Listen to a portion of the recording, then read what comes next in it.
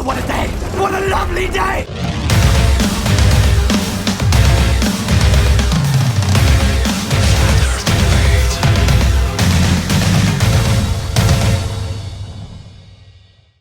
Welcome to Flat Earth Debate Uncut and After Show. I'm your host, Nathan Oakley, and if you are new to this channel, or you've not done so already, how dare you, then be sure to subscribe and hit the bell notification icon to keep up to date with the Flat Earth Debate. If you'd like to support the channel, there is a super chat that runs alongside each of these shows while they premiere. There's also a PayPal, Patreon and crypto link in the info box below the video. Speaking of Patreon, I'm going to do a quick shout out to all of you who do support me on Patreon. So a massive shout out of appreciation to Abraham Mohammed, Adam, Adrian Quintana, Alistair Main, Blue Ridge Ranger, Burn Fat Till My Stomach Is As Flat As the Earth, Chow Young Cat, Dank, Dave Rakia Gafford, David Robinson, David Wayne Studio, say that again, David Wayne Foster, Daz Studio 68, Edwin Johnson, Owen Jennisons, Felix Hung, Fireball X, God Rockin', Joshua Balsimo, Kirsten Smith, Liam Nedrick, Life is Short, Maria Neelands, Matt, Missouri Bear, Nagara, Nathan Thompson, Naibai, Rob H, Skeptic936, Steve ALM, I think is a new patron, shout out to you Steve, Texas Mike, The Real Gabster, Tina Baker, Tom Hawkins, Unbelievable Productions and Windriders. So a massive shout out of appreciation to all of you for supporting me on Patreon. Now we are joined by a few people in both Discord and G+, so I'll raise the mic on them and you can enjoy their dulcet tones while I set up for today's live show. Hey Righteous. Hey. Good morning. Morning. Hello John and Monster without a something. Matt. Without her name. It's Migo.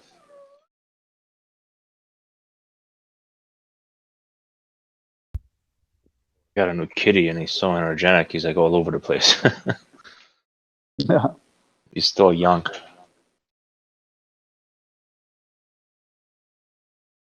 You gotta watch it. They like to litter. What's that? But you gotta watch it. They like to litter.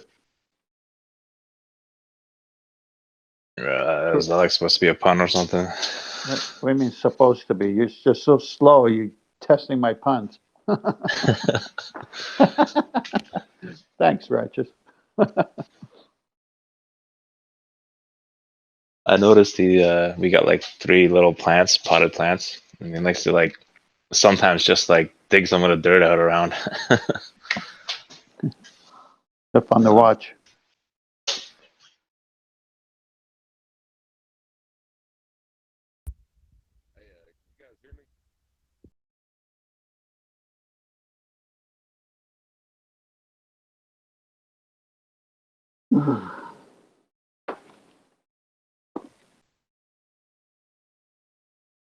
Good morning.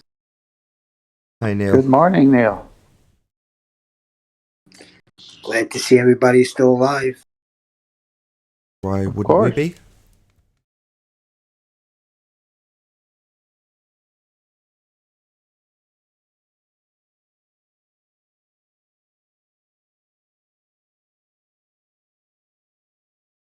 Alrighty then.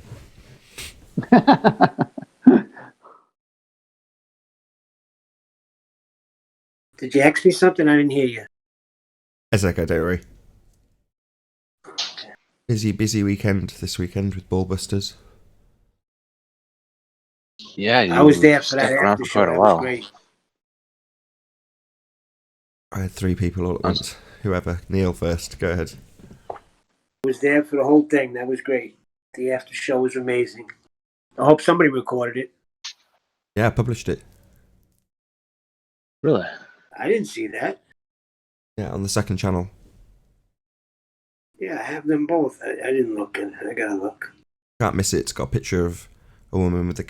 Now, I normally only use a quarter of the screen, so the output resolution for this stream is 1080, which is a quarter of a 4K screen. So I've got all sorts of other crap all over my screen. And for that particular stream, I just cleared off everything off the screen and then just captured the whole screen. And what the screen actually is a woman in a gas mask, just by coincidence. And I mean, literally, it is just a coincidence. That just happens to be the best setup for me to be able to monitor an extra line. So the audio feed from this reactive screen happens to give me a load of bars at the bottom of the screen, so I can just monitor an extra line. Just useful. But I went through all sorts of sound reactive screens to try and find one that just had the bars out of view from what I broadcast, which is what I used it for. But like I say, when we were discussing Corona, quite handy to have a woman in a gas mask as the backdrop, right? I see it now. Yeah, I didn't see that yesterday. I would have watched it. Something to look forward to later.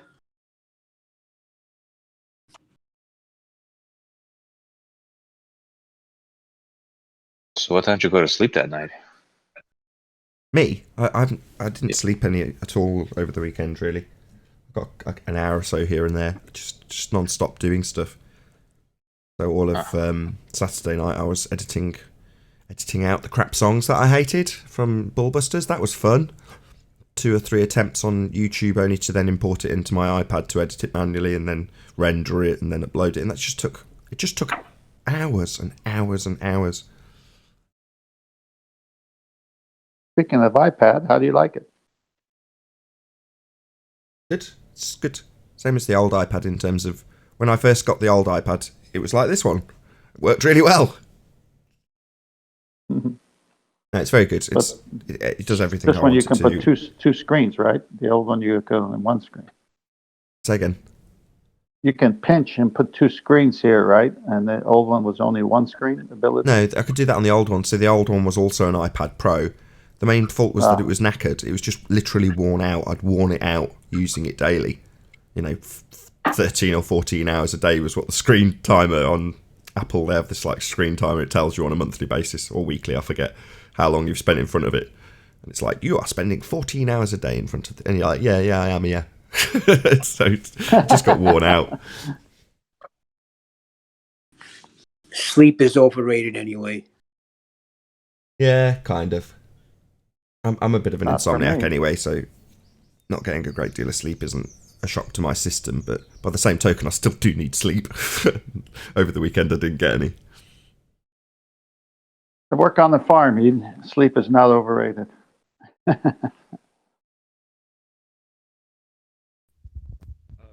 Yeah, I had to go to work on Ballbusters, so I'll have to go listen to the after show. I had to get off after a couple of hours. A long show. Like 4.5 hours. It's a long Wow. show. So that's really 2 Ballbusters. Yeah.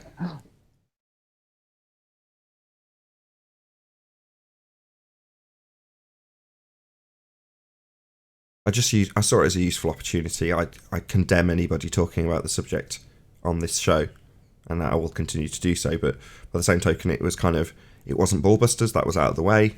It was an after show. It's like, well, this isn't a flat Earth debate. This isn't a Ballbusters. This is a Ballbusters after show. So why not? I don't often, or probably won't again, express my views on the current situation, whereas in that particular show I did. So I'll get it all out at once, and then put it on the second channel, and then I'm done with it. I can move on. It's not like after your 1 hour show, people don't have 23 hours to go find out something about it since everybody else is talking about it, right? Right. Nice to have the hour just on flat Earth, actually. Give me liberty or give me death. What Lovely. the hell is that? I think it sounded like, I don't know, like a line from 1984? 1984.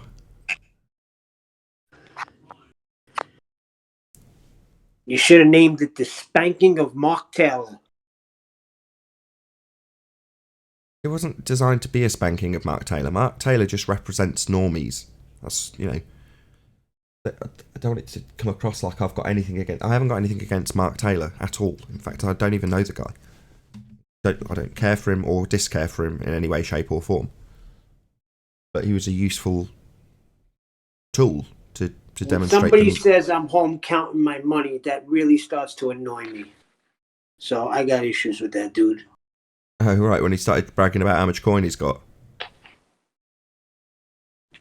Correct. Yeah, I know how that gets other people's goat. It doesn't fuss me particularly, other than it being completely off subject, which is the only thing that pissed me off about him bringing up how much money he earns. Like, I don't care how much money. It doesn't matter if you're a bazillionaire or I've said this on the debate a few times. If somebody comes forth with a really coherent argument that's poignant, that's going to leave us scratching our heads. It's not going to leave us questioning the guy's former business practices. Do you know what I mean? It's just irrelevant. Now, with Mark Taylor, I used a juxtaposition between him being in the papers versus the papers lying. In other words, completely on topic. Not to have a dig, to highlight the point. I know exactly what you would do. Seems like he didn't. People who go on about how much money they earn tend to be quite insecure. That's true regardless of how much money you've got too. So I've met plenty of super, super wealthy people who bark on about it because they are insecure. Because almost every level you go to in terms of wealth, there's somebody above you with more. Always. So the inferiority complex doesn't go away with some people. They want to say, look, I'm doing better. And better by what? Well, it's only by a gauge of standards when you're in a room with people. So he's basically saying, I do better than you do. It's like, well, there are more gauges in life than finance. You know, that's one measure that only some people apply. Obviously, everyone requires a certain amount of money. By the same token, I don't necessarily gauge how well I'm doing on how much money I've got. Quite the contrary. I've gone through jobs where I've earned a shitload of money, and then I've given up that way of working to have more time. In other words, being time rich to me was far, far better than being cash rich and having zero time. So it might sound like wonderful me talking about flying out to China and various other places around the world when I was a rep. I had zero time. None. Loads of money, but no time. Maybe Mark Taylor didn't have as much money as he thought, but maybe he was just going to break open his piggy bank. But who cares? It doesn't matter to the argument how rich he is. It doesn't mean he's more intelligent or his argument's better. In fact, his argument was just the rhetoric of the mainstream. And because he was, I'm going to give him credit, right? He was more useful than people might even give him credit for, because he was. At one point, Alex said, "Oh, I'm the same as Mark. I'm just like Mark. I'm ill-informed." It's like, no, Mark's not ill-informed. He knows what's going on. He knows the stats. In fact, he was very well read, as far as I could tell. Yeah, it doesn't mean I agree with the rhetoric. Obviously, I stood in polar opposition to it. But the reason Mark was the one on the forefront of that conversation was because he did know what he was talking about. Oh, you ruined a good pun. I was about to finish that piggy bank pun, but it's okay.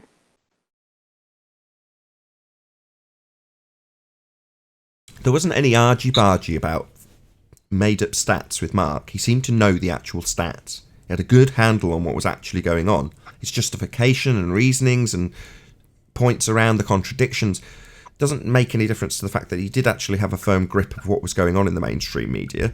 Well, that was very, very useful. Short of it being very contradictory to pretty much shake his hand and say, thank you, Mark. I almost did exactly that. I'm like, you're useful to show my audience what your average normie is like. But most average normies wouldn't know half of what Mark did. Let's be honest. Most of them wouldn't have their clue about what is even in the mainstream media. You know what I mean? Yeah, but I just find it poor taste when, a lot of people are struggling right now. I mean, a lot. I make a lot of money too when I'm working. When I'm not working, I'm not making a dime. And to sit there and boast that you're counting your coin, that's in poor taste to me. Sure. I hadn't thought about it from that aspect, to be perfectly honest. I'm generally on the edge of poverty always, so don't give it much thought. But yes, obviously people who are in a better position are in a worse position now, obviously. And yeah, somebody highlighting, well, I'm doing all right. I'm doing really well, in fact. It's like, well, screw you, mate. Everyone else is being locked down and they're potentially losing their business, including somebody who was on the panel. But there we go. Very poor taste, you're right.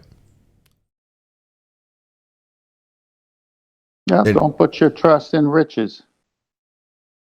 Yeah, if you're testing yourself on how much fiat you have, then fine. That's some people's measure, and more power to them. But by the same token, it wasn't relevant to the subject matter.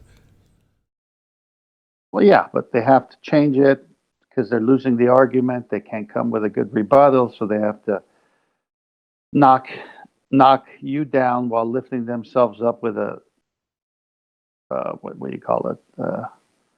A cute remark, at least in their mind.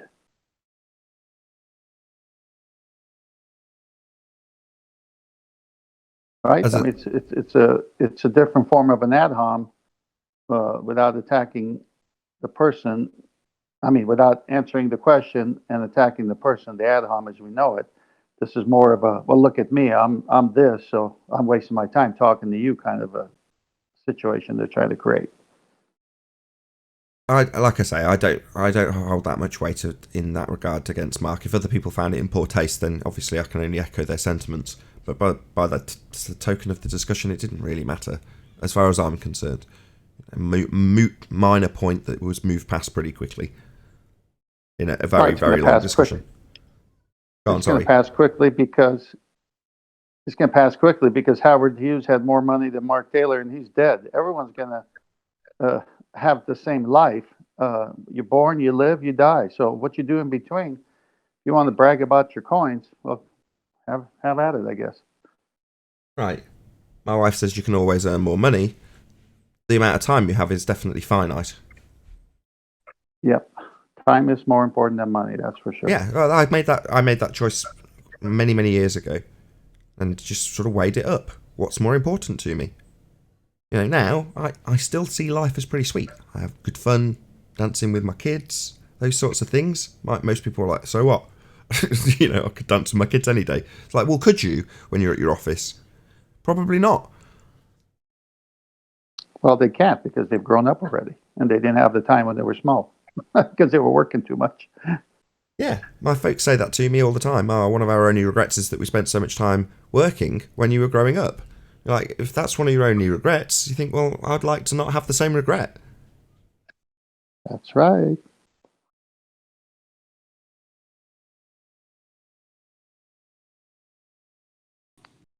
Proverbs, right? Riches are a high wall of conceit.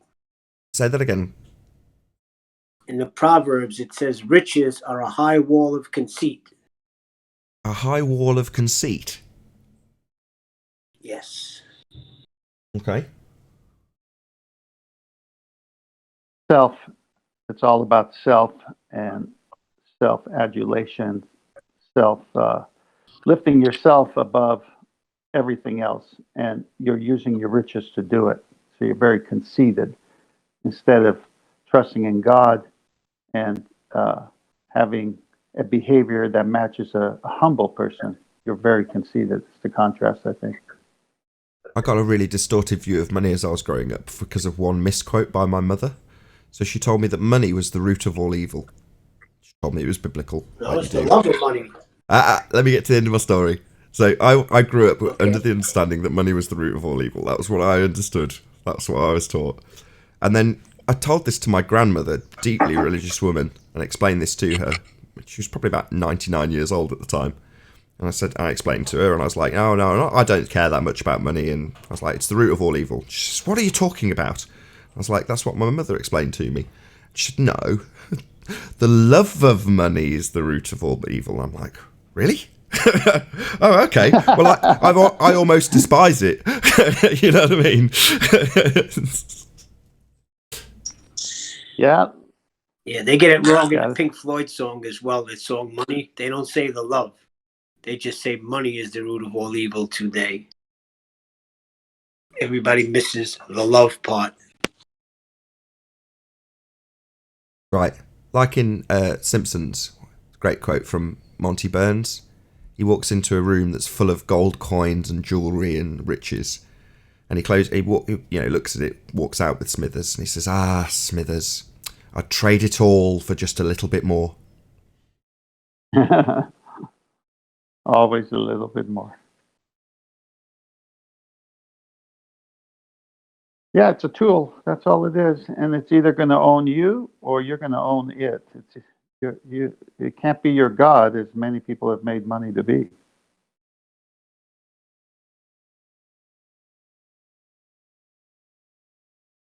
yeah, there are certain downsides to going for a time-rich lifestyle. One of which is that I found after having 2 kids that you then end up with a bit of a space limitation.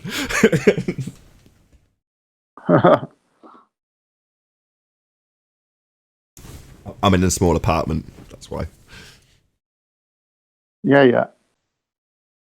Well, look at the people in tiny houses. They've got 3, 4 kids, husband and wife, and 300 square feet of trailer. Yeah, it's the same in the Far East. There was quite a few wealthy-ish customers that lived in various different parts of the Far East that had tiny accommodation in big cities, but their actual living quarters were tiny. So we ended up, I didn't have anything to do with designing it, but one of the pieces of equipment that got designed was teeny tiny but very, very expensive for exactly that application for people in tiny living quarters that couldn't dedicate huge amounts of space to a huge hi-fi. I'm in a tiny little living quarters and have dedicated a huge amount of space to a huge hi-fi. Why not? You could put your projection screen across your window and light up a building, probably. Yeah, that's basically what I do. I just shut out all light from the room by putting a projector down, and then there's no window. Good morning. Hey, Chocolate. Good morning. Morning, chocolate. Timing, just about to start. What's up, guys? Oh, what a day! What a lovely day!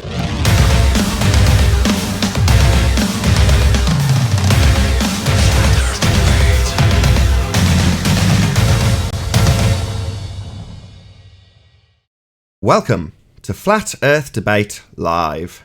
I'm your host, Nathan Oakley, and if you are new to this channel, or you've not done so already, then be sure to subscribe, hit the bell notification icon and join button if you'd like to become a Nathan Oakley 1980 channel member and keep up to date with the Flat Earth debate. If you'd like to support the channel, there is a super chat that runs alongside each of these shows while they are live. There's also a PayPal, Patreon and crypto link in the info box below the video. Most importantly, if you'd like to join the discussion, simply mute the page you are currently watching, then click the link in the info box below this video to join the panel and express your views on the nature of Earth. If you do join, please don't swear. If you do, you'll be ejected, and if you are, please don't try to rejoin the stream using sock accounts. You'll be warmly welcome back on the next stream. Please also share the show on social media. Sharing the show obviously increases the live audience, but this in turn increases the chances of a more diverse panel, so please share the show on Facebook and Twitter. And one last time, if you're new to the channel or you've not done so already, then be sure to subscribe and hit the bell notification icon and join button to keep up to date with the Flat Earth debate. Now, we are joined by Righteous Force, Chocolate Sane, 10th Man, and a whole bunch of people in Discord, so welcome one and all. Good morning. Hello. Good morning. Good morning. Good morning. Any signs of a physical Earth curve edge, formerly known as the geometric horizon? Not since 2019. Yeah, geometric horizons are very 2019, aren't they? And 2018 and 2017. Any signs of any Earth curvature? Not from Lake Mojave. I reckon those two should be amalgamated, Chocolate. In light of what you've been saying this a few times, and I had cottoned on to exactly what you were saying, but you put it in a really concise way on Bullbusters. Do you know what I'm talking about? Yeah, how the geometric horizon used to be called the curve, and how it's not called that anymore. And there's now the absolute certainty that we've never seen the geometric horizon, aka the curve. But yeah, I would feel like both questions are kind of the same, but you know, they seemed kind of the same up until this point. But by the same token, the distinction is maybe how they've got away with it. Us realizing and discussing this verbally now is kind of an appreciation of that. There was a distinction being made between a physical demarcation point marked with an X in the model and what they actually discuss, which was how much is blocked of the target. That's what's being discussed when you talk about the calculator, right? The hidden value. So it's not really the prevailing part of the mathematics that you're being taken to. And what you're describing is things going over Earth curvature. But in reality, as you highlighted on Ballbusters and just a moment ago, that's Earth curve. What was formerly called Earth curve is the geometric horizon when you're quantifying it mathematically. The geometry giving you the physical geometric Earth curve edge, otherwise known as their heliocentric geometric horizon. Earth curve. Yeah, I agree. And if that's the case, then the answer to the first question would kind of be then yes, because there is sign of that in the model, right? Yeah. It's just that when we apply that to reality, all of a sudden, no. So I guess you could say it like that. If you ask the first question, is there any sign of the physical Earth curve edge in the model? Yeah, sure. There's supposed to be one, right? That's the But answer to the now second when we question. get to questions, sorry, go ahead. I was just going to say that's the answer to the second question. So the answer to the second question, any signs of Earth curve? Well, yeah.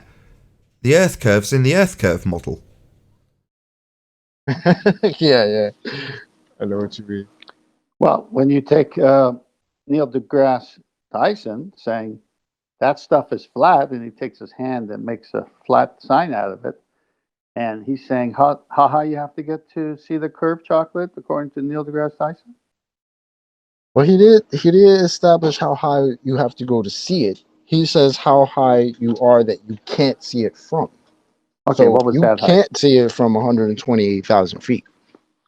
Okay, so my point is, if you can't see it from 128,000 feet, how in the world is it supposed to be 1.22 miles in front of you at 1 foot observer height? Aha. Well, the answer to that There goes the trick. The answer to that is to work your way back in terms of what you're doing when you use the maths. First step, take geometric consideration when looking at a non-physical, non-geometric location called the horizon. From there, you can reify that non-physical, constantly moving position called the horizon into a physical geometric Earth curve edge obstruction when you look at things beyond the horizon. Now, when I say with an elongated tone beyond, it's because what you're seeing is something that has an angular size greater than the diffraction limit at that point, or atmospheric conditions that would bring that horizon closer, causing the same effect or entire obstruction in the case of things like fog. My point being that the geometric consideration is the first thing that you will do. Reify something into a physical position. Later to, once you've gone through all of that process, deny entirely that the horizon marked with an X and labelled horizon in the geometric model is anything we would ever see in reality, as some sort of excuse, upon reifying that physical geometric edge marked with an X and labelled horizon in their model into the horizon we actually see. Well, my point, and maybe I didn't say it right, is Neil deGrasse Tyson is agreeing with us that the radius of the Earth cannot be 3,959 miles. Well, his statement's false based on their geometry. No, Mr. Tyson, according to your own rhetoric, we can measure Earth curve from the ground. So him saying that we can't see Earth curve from 120,000 feet when pointing out Felix Baumgartner's jump with fisheye lenses, again, our argument used as some sort of defence by Neil deGrasse Tyson, but also making both parties, Flat Earth and Globe Earth, reify the horizon into an edge. He's holding a ball and describing a geometric horizon on the ball. Where would you see the edge of the ball? That would be a geometric horizon. And then when he talks about going up to the heights that Felix Baumgartner went up to, he's saying you won't see the curve of the Earth at 120,000 feet, meaning you won't see the geometric horizon bend, allowing both parties to simultaneously beg the question that the horizon is a physical geometric Earth curve obstruction, and how much it would be perceived to be bending on one axis when you rise in altitude. It still requires the physicality that he's got by implication when he holds a globe-shaped beach ball. That globe-shaped beach ball is the thing that tells the audience we're talking about the edge of the beach ball and how much you can see and how much it obscures, or in this instance, how much it bends at altitude. Because it's a physical geometric Earth curve edge obstruction that he's holding when he holds a ball. He's saying the Earth is this ball. Therefore, the edge of the horizon is the same as the edge of this ball when it blocks things, or you see it curving. But you won't if you're only a millimetre above it. Well, you will. You've got maths to show us just how much we can measure that. But the Earth curve in the maths that says how much we can measure it simultaneously tells us that the horizon cannot ever be visible as a geometric obstruction. That's a thought experiment. Yeah, exactly. So he's holding a beach ball, just like if I held the basketball, and you could be a foot away from me, or in his case, the audience member, maybe 30 feet in front of him, sitting in a chair as he's talking. We see the shape of the ball. We could see the curvature on the ball. I could see it in the model in his hand, that globe-shaped beach ball, but he's telling me I could go up and I can't see it. But his math holds him to it. At 1 foot, it's got to be 1.22 miles. So he's contradicting himself at the same time. Yeah, even on the axis that he's claiming you wouldn't see bend, in the advanced parts of the calculations for the globe geometry, yeah, you should see it bend. Again, at ground level. With the composite image, wow, that's a big super chat. Shout out to Retro Bill. Just a little something to get your work off to a jolly start. Cheers to all on the panel as well. Thank you very much indeed for a $100 super chat, Retro Bill. Really do appreciate it. Yeah, he's wrong. In the advanced part of the calculator, you can calculate how much the horizon should bend. And given, albeit with a composite, so we had to stitch together a piece of videography into still images that you could pan across. They'll scroll by on the screen. If I actually had the screenshots rolling, it's been stuck on an image of the Isle of Man from Sandra. But yeah, eventually on these screenshots, you'll see the composite image that Ranty produced for the Isle of Man discussion. And that composite image, you should be able to calculate how much that axis, the horizon, Earth curve, formerly known geometric horizon, formerly known Earth curve, would bend from the ground. Not talking about huge amounts in the air. Woohoo! Arwen's here. Arwen had 500th show today.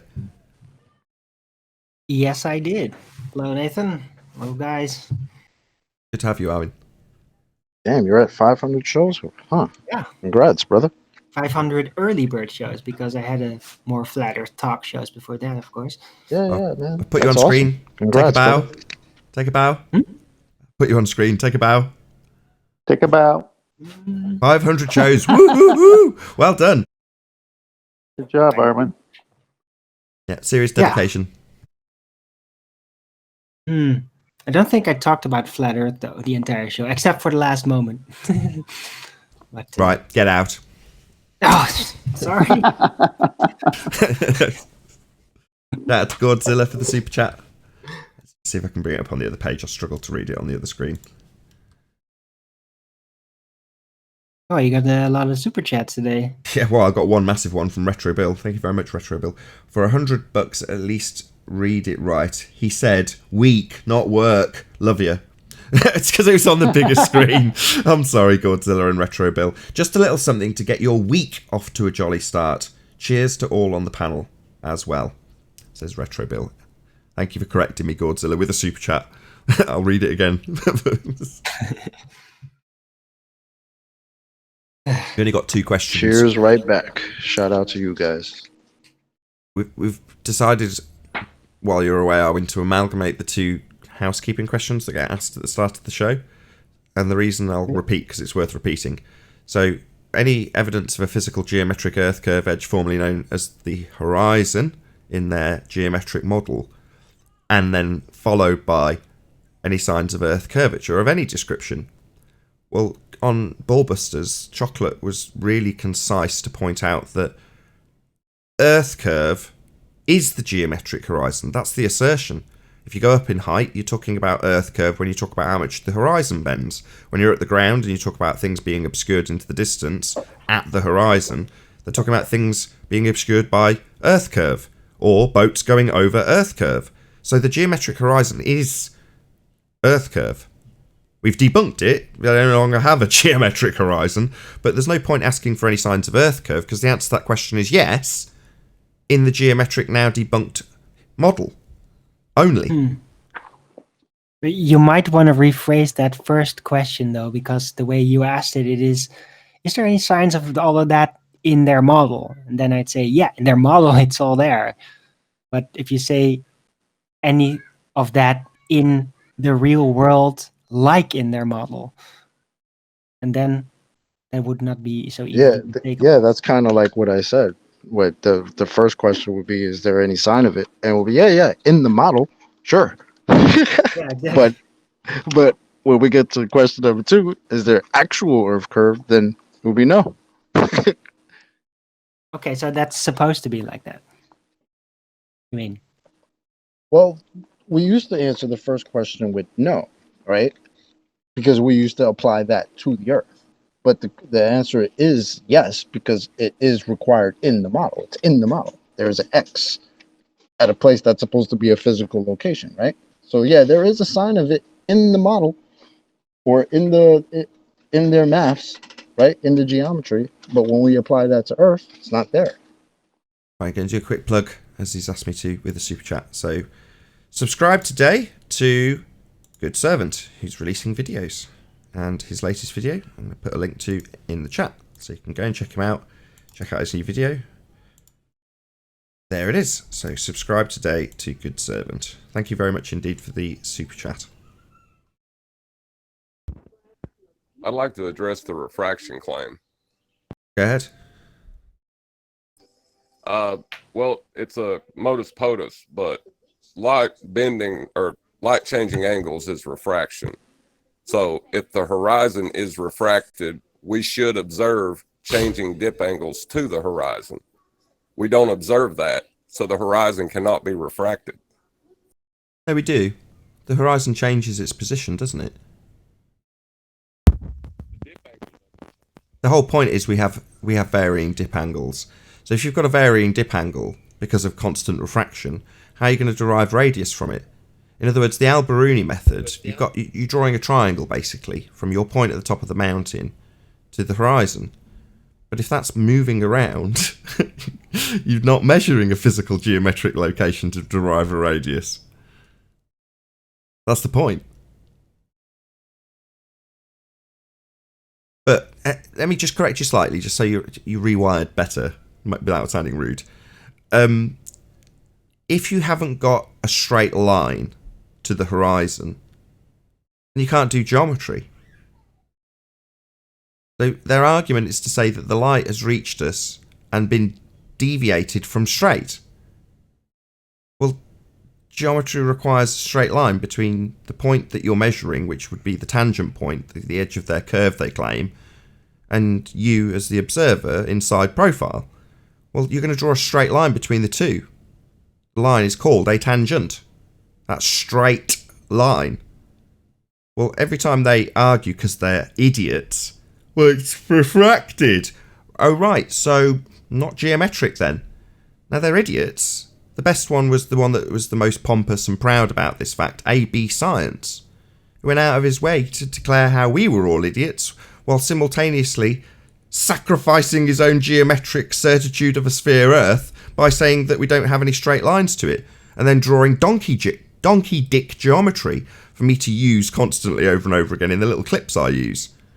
A straight line we haven't got, and a bent donkey dick line to a different position.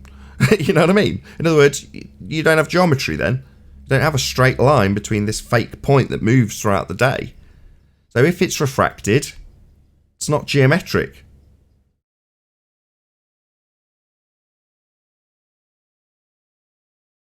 We move on with housekeeping. Any signs of axial rotation of the Earth-based variety? No. axis. Where's this axis supposed to be? Yeah, might need an axis first. Yeah, we are definitely going to be needing an axis. I'm pretty sure that celestial axis. 2 weeks from now, the next Ballbusters, we'll be covering the top 3. If you subscribe to Nathan Oakley 1980, you might have kept up with the top 3 that I did. I'm pretty sure Quantum Eraser's top 3 will be the same as my top 3. So we'll see. But I haven't actually discussed it with him. We'll find out when I do next. But yeah, check it out. That's going to be the next Ballbusters. So I don't know if he's keeping that under wraps, if he's changed his order to mine. So I won't necessarily go through the order of it because it might be subtly different. But nevertheless, top 3 globe killers. No, I'm pretty sure they're the same. Okay, I will then. So axial rotation is one of the proofs that we're not on a spinning space ball flying through a vacuum. And axial rotation is to imply that we have a spinning Earth. It's simple as that. If we have a spinning Earth, this is claimed to be proven out by Coriolis effect. And even the layman amongst the audience members will appreciate that the words Coriolis effect conjure the image of globe Earth proof, even though in reality it's a very simple principle. If you're on a spinning roundabout and you throw a ball above you, you're holding a ball on a spinning roundabout, you throw it up, it'll fly away behind you. Well, it seems like it's going in a curved path when it flies away behind you from your vantage point because you're spinning, even though in reality it's just gone up and down. Yeah, it might have gone a little bit left or a little bit right depending on how you threw it, but ultimately speaking it's not following a curved trajectory, it's just going straight. But it seems to curve if you're on a roundabout spinning underneath it because you're spinning underneath it. Well, that principle's applied to a sphere Earth to claim there's a proof of spinning ball Earth. We see a Coriolis deviation, according to them, on a spinning ball Earth. In reality, we don't see a deviation of any description. If you threw a ball above your head and you were just standing on the ground, you should see a Coriolis effect, albeit very slight. Which is why because it's supposed to be slight with things like balls and bullets, because they're only in the air for a couple of seconds, that's where they lie and say that they do have Coriolis deviation. In reality, anything that leaves a spinning reference frame, like the ball leaves the roundabout when you throw it in the air, an aeroplane, helicopter or drone would be much more affected by this claimed deviation. In other words, you'd see the plane curving from the ground, like you saw the ball curving. Now that effect is a not actual effect, it's not really curving. The plane would only seem to curve from the ground because you're watching a plane from a spinning surface, i.e. a claim to be spinning Earth. The problem is that if the Earth's spinning underneath the aeroplane, then the continent it's travelling to is coming towards it, and the flight times would be massively reduced when travelling west. And you'd be fighting against Earth turn when travelling east. In other words, if there's a Coriolis effect, then there's a Coriolis effect. The fact that we do not observe any in things with the most prolonged hang time demonstrates that there's absolutely unequivocally no Coriolis deviation observable from the ground, because the Earth is not rotating underneath drones, helicopters, aeroplanes, or in fact anything that leaves the ground. There must be a deviation, though, if the Earth was turning. That would be Coriolis deviation observable from the ground, or the Earth rotating underneath an aeroplane, and your continent you're travelling to coming towards you a lot quicker when travelling west. That doesn't happen because the Earth is not rotating. So this will get far more detailed explanations in terms of a concise explanation of what the Coriolis effect is, the 5-point exploding globe tard trick, which is to say, establish with the globe tard exactly what Coriolis effect actually is, and then move on to what's causing things to seem like they're travelling in a curved path, even though they're travelling straight, and that cause is Earth rotating underneath in their paradigm.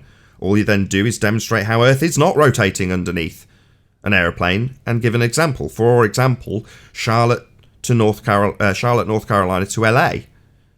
If you were travelling on a plane with the Earth rotating underneath, and you're standing watching that flight seem to curve because Earth's turning underneath it, not that it would, it's on the same latitude, but it doesn't matter, that's a deviation from the point. If you're on that flight, it would take an hour and a half when you get to LA, because LA's come towards you. The ground's turning when you left it, causing the Coriolis deviation observable from the ground. But that is the argument, not Coriolis effect. Once you establish what Coriolis actually is, something seeming to deviate because you're rotating underneath it, once you've got that established, you've got it established firmly in the principle that Earth should be rotating underneath things, like planes and helicopters and drones, and it doesn't. So establish what Coriolis effect is, deviation from the ground, things seeming to curve because Earth's turning underneath them, and then just show that things aren't turning underneath Earth. So that'll go, like I say, that'll be 2 weeks from now on Ballbusters, a little under 2 weeks from now. We move on. But isn't that... Go on. Before you do, as you're saying all this, I'm thinking about the emperor's example you gave, where he's naked, but he thinks he's got this invisible, wonderful magic thread, that he's wearing some kind of jacket or kingly outfit. Everyone's under this spell that we're spinning, and it's been taught to them since, kindergarten, and you see a globe all the time. So when we're talking to normies, not trolls, but normies, it's amazing how their eyes hit the top of their head when you bring up some of the things you just did. And it's just perspective for so many things, like, the horizon and how far you could see one day and then the next day you can't see as far. That doesn't prove the edge of the ball Earth. That just means that day you saw a little further, and another day because of fog you see a little less. So the perspective argument is beautiful. This argument with Coriolis is beautiful. And it's pride. People's pride is so immense when you bring this simple fact. You just explained it like a kid would understand it. And then they say, no way, I can't. Don't tell me the Earth isn't spinning. It has to be because I believe it. Now, they can't prove it, and you just killed it with your explanation. But then pride kicks in the normie that I've experienced with the normies who still resist the argument that I give them. And it's like they're gone. They think it's spinning like the emperor thinks he's got clothes. It's amazing. Yeah. Don't forget the best part, though, is that the Coriolis effect is supposed to actually exist, Earth-based, right? It's supposed to exist. That's supposed to be one of their proofs. But then when you ask them, why don't we see this? They give you reasonings as to why we don't see this effect that is supposed to actually exist and we're supposed to be able to see. And they tell us reasons why we can't see it. Well, isn't that supposed to be your argument? Why would you argue that you can't see it? Well, the proof is just like the geometric horizon marked with an X. It's there, you can't see it. Coriolis, we're spinning, but you can't see it. All their proofs you can't see. So how's it? Yeah. There's a pattern with that, huh? Yes, there is a pattern. You're right. And the only tactic, once you've got to the root of what the actual problem for their paradigm is, the glaring contradiction in both cases, that would be that it's claimed Earth curve is blocking boats and curving at altitude, while simultaneously we're told we'll never see a geometric horizon with a Jedi hand wave. And the same principle applies to Coriolis. We're told the proof of Earth spinning is this Coriolis deviation. Things rotate, and when you leave them, from your vantage point, the thing that's left seems to curve because it's travelling straight and you're travelling underneath it. So you end up with a perceived curved path of something. That's Coriolis deviation. And Earth's got that. Well, straight away, a lot of people glaze over just in the description of what Coriolis effect is. When you then apply the principle to Earth and say it's happening to a bullet, most people won't take the cognitive step to say if it's happening under that bullet or happening under that ball, as Neil deGrasse Tyson claimed, the football gets kicked, it deflects into the goal because Earth turns underneath. Well, if it's turning and the ball's deflecting and it seems like it's curving from the stand but is actually travelled straight when it left the ground, well then surely a plane will travel straight when it leaves the ground and Earth will turn underneath it. But that doesn't happen. But that's quite a few steps. So Coriolis is more convoluted than, hence it's at number 3. On the list. It's more convoluted, and they've managed to shroud it in bullshit with people who are uninitiated into the argument, or even understand what the argument is, or don't understand what Coriolis effect is, more importantly than anything. So as I say, in the next Ballbusters, the 5-point exploding globe tard trick will be explained in detail, which is to say, tie your opponent down to what Coriolis effect actually is. You've got something spinning underneath something else. Simple as that. The thing that's not spinning is the thing that's left the platform, i.e. a roundabout, and that's supposed to be Earth. So a plane is equivalent to a ball being thrown from your hand. It's left the roundabout. The plane leaves the Earth that's supposed to spin and doesn't have the Earth turned underneath it, because Earth isn't turning. So it gets fairly convoluted and long-winded to debunk Coriolis. Now, Earth curve, on the other hand, far more simplistic when you understand the Black Swan argument. We don't have a geometric horizon. Welcome to Flat Earth. Really quick argument, the Black Swan, once you understand it.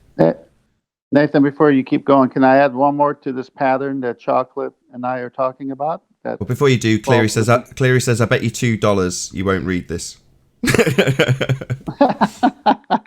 Good one. He won, but I got the $2. That's good, Cleary. No, actually, you got 120. 120?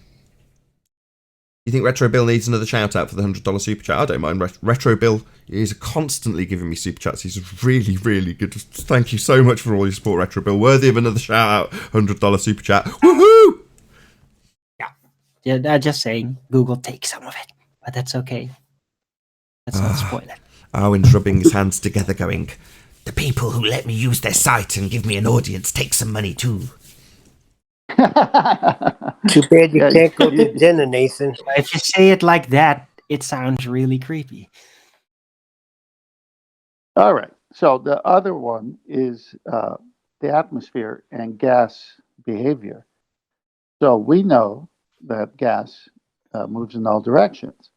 And they'll say that the atmosphere, which is gas, more than one type, is moving with the Earth.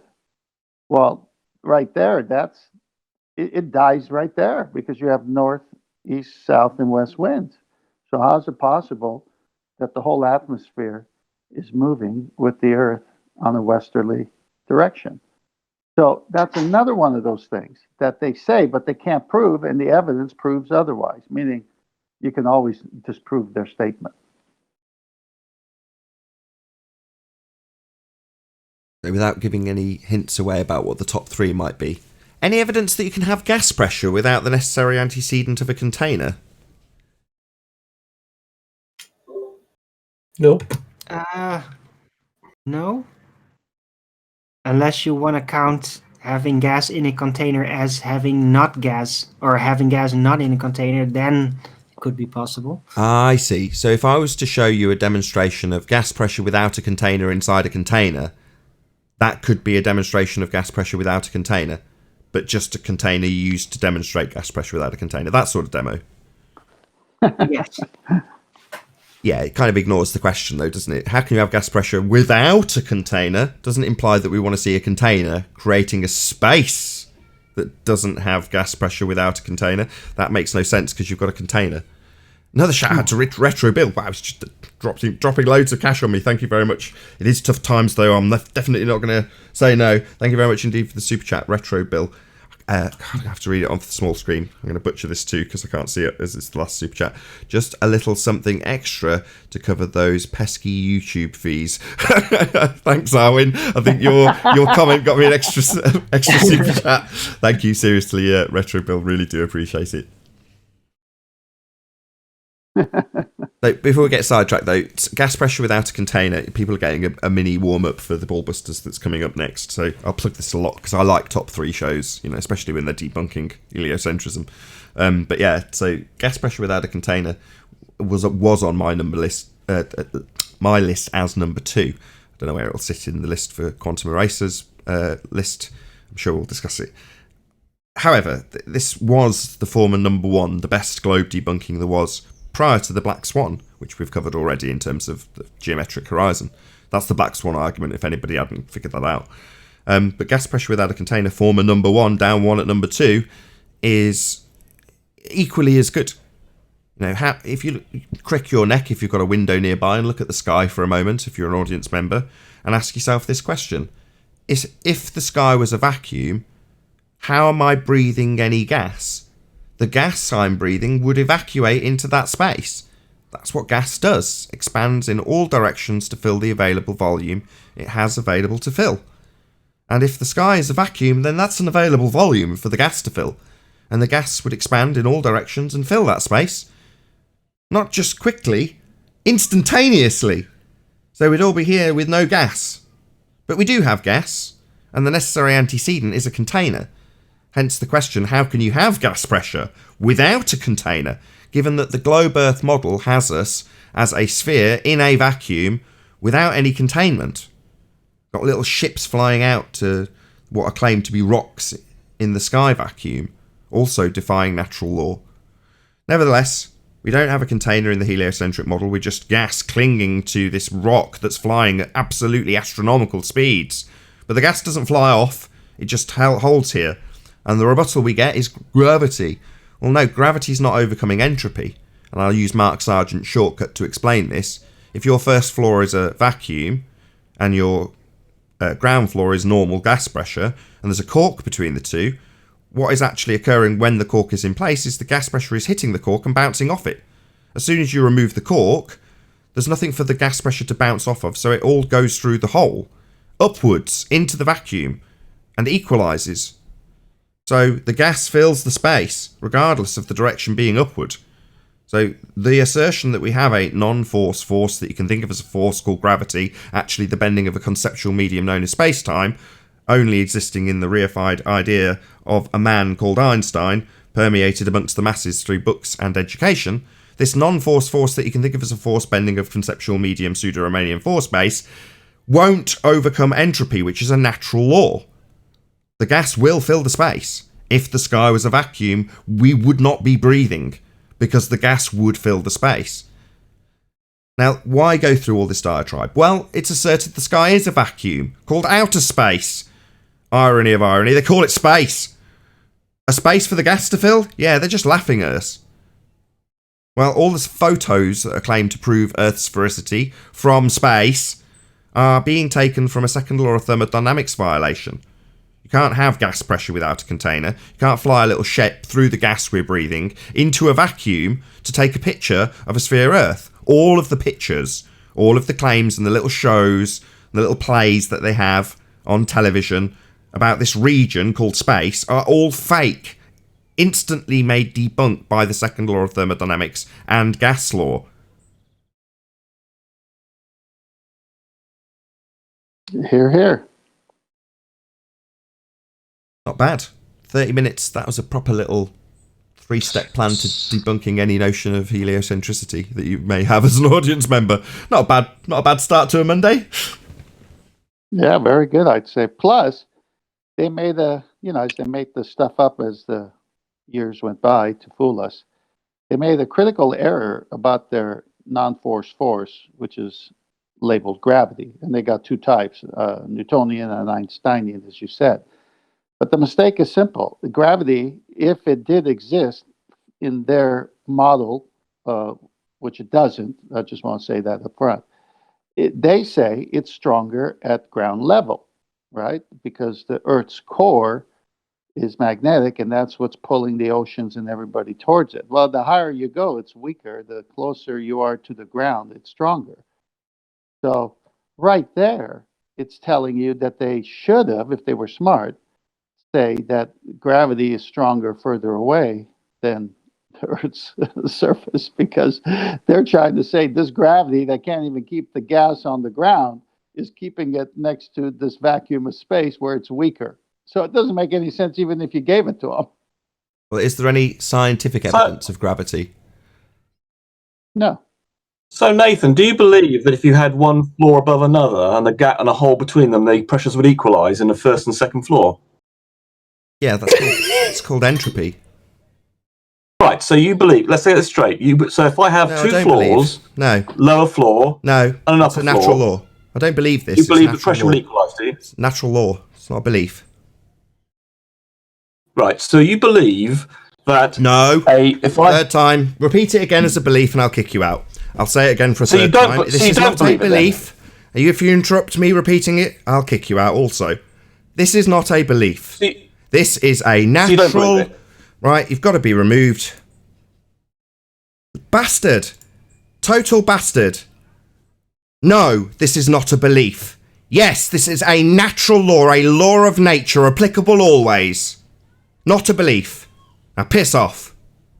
Interrupt me 3 sodding times declaring this as my belief. It's not.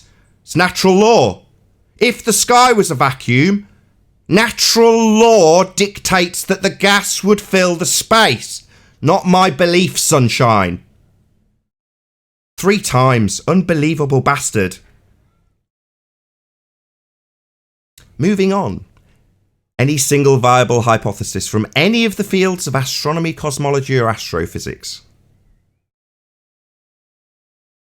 No. So there's a reason we ask for scientific evidence of gravity and any viable hypothesis from any of the fields of astronomy, cosmology, or astrophysics. That's because people like Rumpus came along and told us that the whole body of science proved we were on a sphere, until we started to point out what science actually is, the establishment of cause and effect. Then it turns out that, according to these fundamentalist religious zealots who have a bull belief, that science, according to them, doesn't prove anything. Well, that's loosely translated into our pseudoscience formerly claimed to prove we stand on a sphere doesn't prove anything. Because science definitely proves things. It proves cause. That's the whole point. You wouldn't do it if you didn't have a point. Well, the point's to prove cause. Science does prove things. Pseudoscience used to assert we're on a sphere, however, that used to be claimed to prove we're on a sphere. That doesn't prove anything. That's pseudoscience. Hence, we ask for scientific theory based on scientific evidence, not colloquial theory based on bullshit, which is what we were being asserted as being science by people who'd hijacked that term, because we're intrinsically programmed to believe that scientific evidence is proof of things.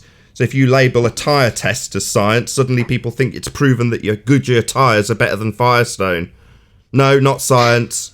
Definitely not establishing cause and effect with independent and dependent variables. But that's the kind of thing we used to have asserted here. The whole body of science proves we're on a sphere. No, the whole body of pseudoscience used to pretend we lived on a sphere till we debunked it. I got a certain hostile witness who will sort of agree with us, who says, quote, in science, we always say that you make observations, you have a theory, you make more observations, and it's a very, very tedious process. Wrong. Nobody that I know of in my field uses the so-called scientific method. In our field, it's by the seat of your pants. It's leaps of logic. It's guesswork. Quote, Michio Kaku. Have you got the bromine demonstration for hand? Rumpus is still in the chat saying, so you believe that the pressure would equalise? Yeah, we can show a demonstration of it if you like, Rumpus. Yeah, We've got that bromine demonstration. I'll stick it up for Rumpus because he's spamming the chat saying the same thing. I don't allow spam in this chat, so I'll just time him out so he can learn not to spam my chat. Don't spam the same shit over and over again. Learn to type a new sentence, Rumpus. It's pathetic. Copy and paste. Sad.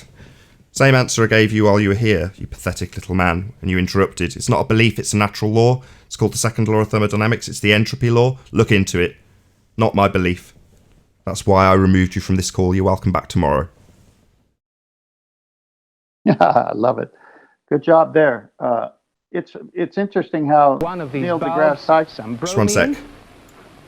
and in the other, I have a vacuum. What in the And if I world? open the tap between these two, you will see spontaneously the bromine rush from one to the other. Now that is the simplest way, the bromine rush from one to the other. Now that is the simplest change we can have, perhaps, because all that happens is a change in entropy. As I say, second law of thermodynamics is the entropy law. If you have an available volume for a gas to fill, then the gas will fill it. That's what gas does. It expands in all directions to fill the available volume. As I say, it's called entropy. It's a natural law, not a belief. Let's move on. It sounds like, from Rumpus's question, though, it sounds like he believes that would not happen. Rumpus has never had to me. Rumpus has never had a flat tire. Well, that's no problem. We have a housekeeping question to cover that. How can you have gas pressure without a container? We'd need a demonstration of that, as it's asserted that the Earth is a pressurised system without any containment, and that violates natural law by demonstration. Easy to demonstrate, it's natural law. It applies always.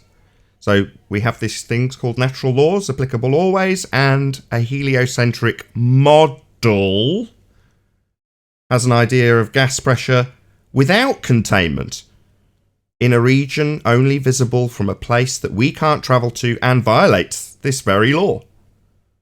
So therefore, we'd need to see that as an actual demonstration. We'd need you to violate that natural law, as per your model violating it. We're never going to get a demonstration of gas pressure without a container, because you can't have gas pressure without a container.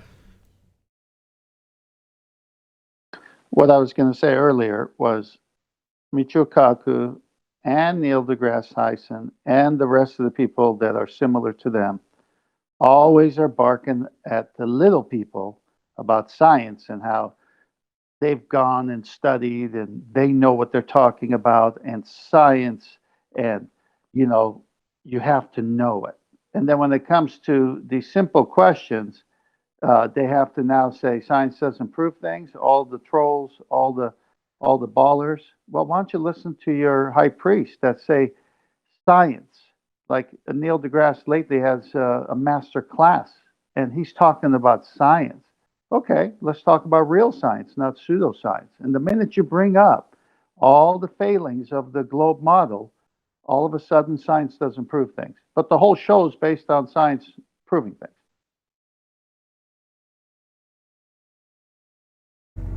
Anyone else got anything to add to gas pressure without a container, as this is a mini housekeeping show? Nope. Well, maybe the confusion for Rumpus is that he's not too sure whether or not the second law of thermodynamics applies to the Earth. If he's maybe it's hard for him to remember. I posted a clip of that in Ballbusters just to remind him. Right. Also, I'd like to remind everyone that gas doesn't really have weight, in the sense that weight is a relative density. What is it? Detraction, based on measuring something's relative density within the medium of air. So air does, you can't measure air within air.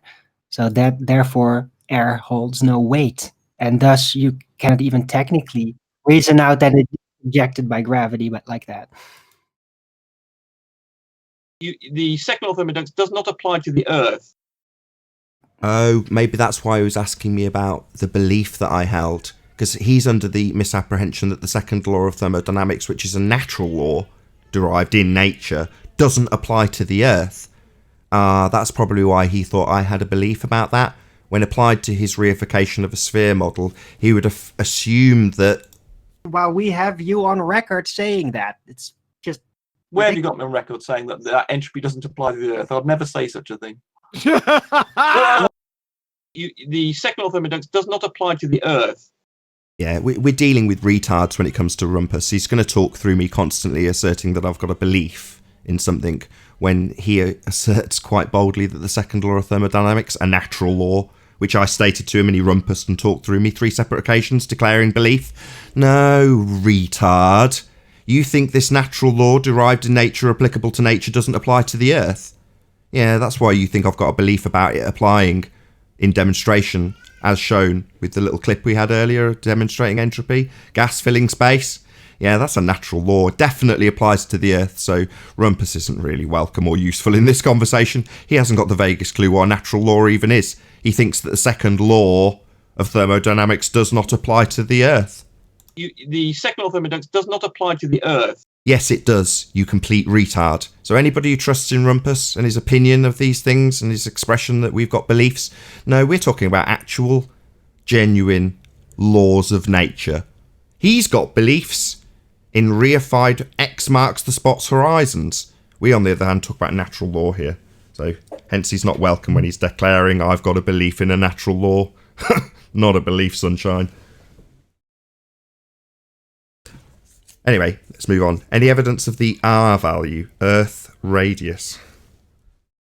No way. If X is the mark and they can't prove it, there is no R value. Well, the radius is kind of up for grabs at this moment, so it might be slightly bigger or something.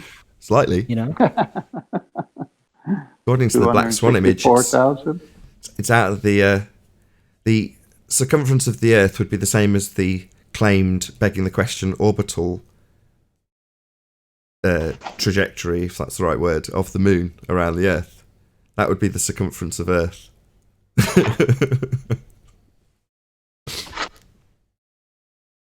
I think that plane flight from Charlotte might take longer then.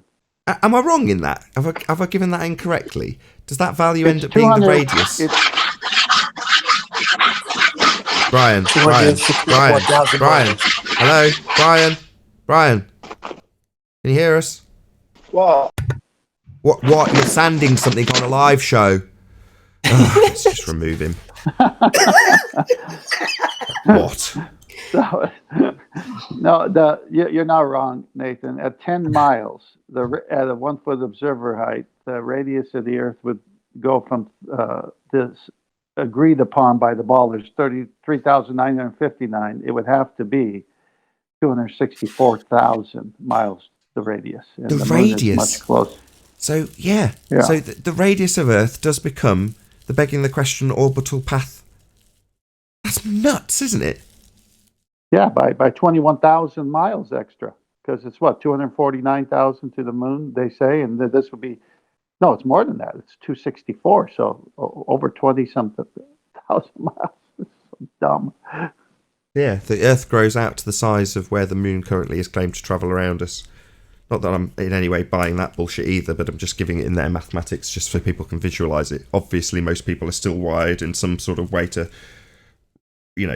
picture these things in heliocentric terms. That said, most average Joes, I'll just drop this in, most average Joes don't actually appreciate how vast that distance is. If you were to describe to them how far out the moon was and, get them to draw it on a little diagram and say, right, draw a picture of the Earth, now draw a picture of the moon, roughly how far away you think it is in a rough scale. And they'd never get it right. They'd never get it anywhere near close. It's much, much, much, much, much, much further than people anticipate. I remember seeing a YouTube channel once where they showed it with like a football and a golf ball, the golf ball being the moon and the football being the Earth. And they were like a considerable, more than 100 metres away from each other to get the scale right. They were a vast distance away from each other to show that scale. Jaron's done it a few times as well. Jaron's had his software with the heliocentric system in it on Jaronism, and he will show it to scale, and then you'll see him clicking the mouse for ages and ages and ages to get out to a scale where it's a tiny dot, it's a single pixel on his screen to get the two in frame. And it obviously becomes a massive nightmare when you're trying to do it with the sun at those scales. But that's why I've tagged this onto the 2 questions: any evidence of the R value, and then I was going to move on to any evidence of the distance to the sun. Hopefully tie those things into there. Go on. Can I have chocolate do the Mr. Sensible at best? Well, at best, what you've done is disprove the radius of the Earth. At best, of course. Okay, but so along those lines, to go back to the quote that I read earlier, Nathan, I dropped. Somebody has a response to that quote that I read and feels like I misread it. I posted that in Ballbusters. Somebody the can M. read Scott it. Peach thing? Yeah. Oh, God. You want to read that out for me? Because it's a little loud here, but Okay. I'm sure you'll be very interested. Yes. What, by the way, does SMH mean? I have no idea. Shaking my head. Oh! Wow. That only took me like 10 years to get that. Anyway, shaking my head, you took the exact wrong meaning out of what Michio Kaku quote law. Out of that. Just think about it. He's saying no one in a field of physics actually uses a strict scientific method. You think that's him admitting that they're not doing science?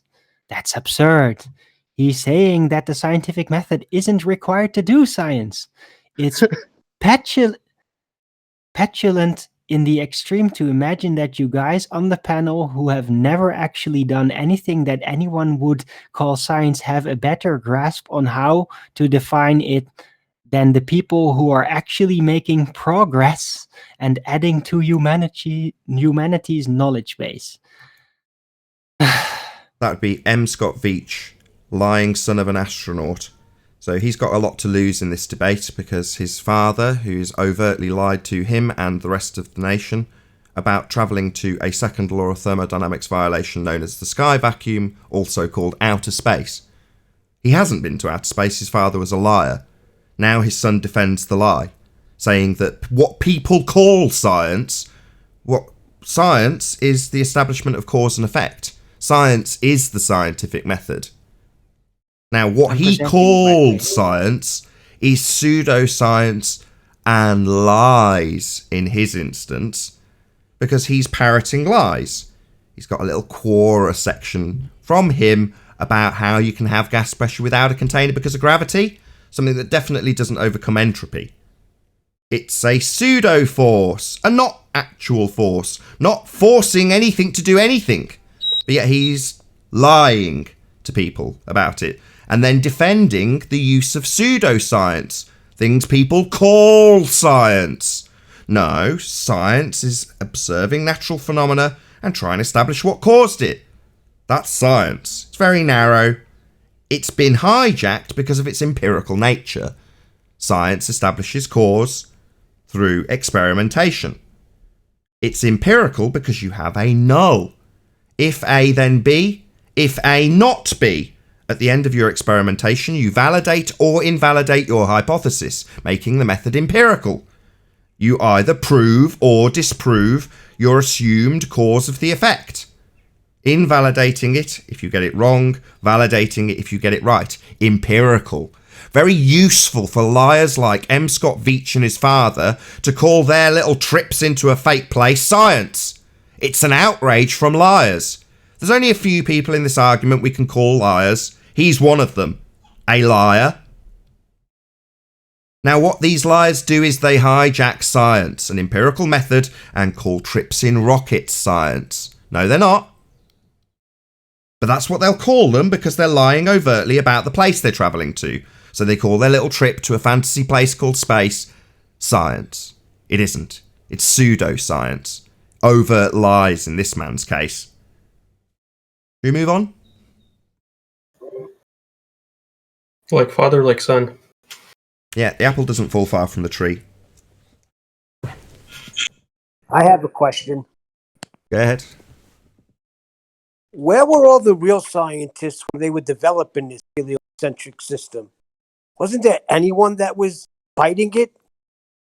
Well, have you ever considered that it could have been their hobby project?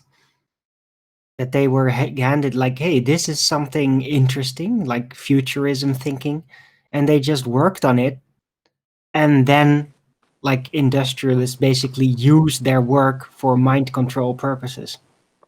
I think a lot of it was established that way. Because a lot of these things are just based on natural conclusions based on presuppositions. You know what I love though? My favorite part is the man himself tells you nobody in my field uses scientific method. And these guys will come in here and tell us, no, that's not what he really meant. What he really had meant is blah, blah, blah. Like, are you serious? This man himself tells you nobody in his field uses scientific method. So, who am I supposed to take your word for it, M. Scott Veitch?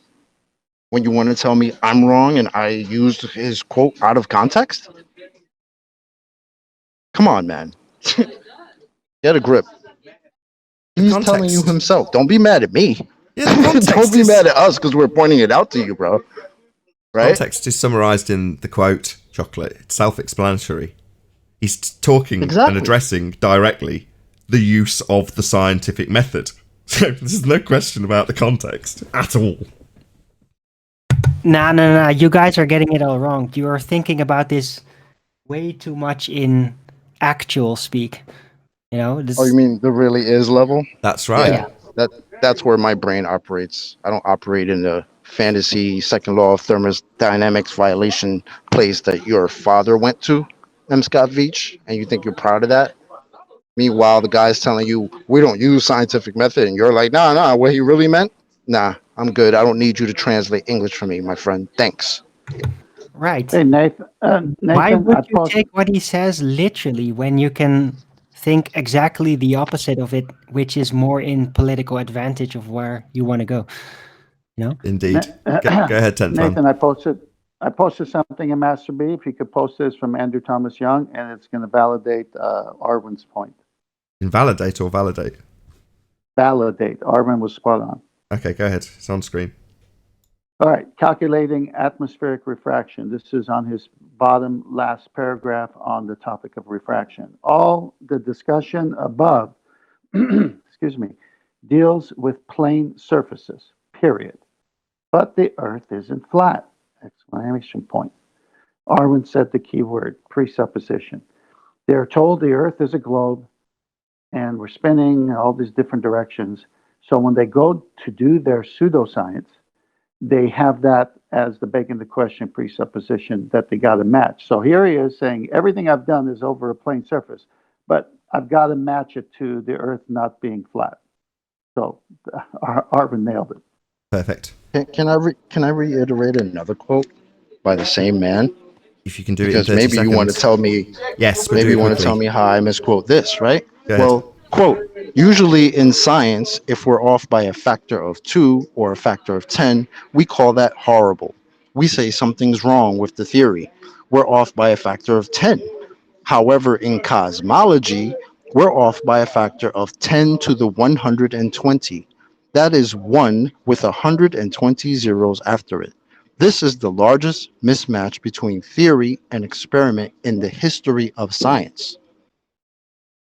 Notice he uses Unquote. the word experiment, Wow. a very specific term in science. Exactly. Yeah. So he's talking contextually about the scientific method when he uses the word experiment. This is a trained astrophysicist, so he knows what experiment is. It's contextual and specific.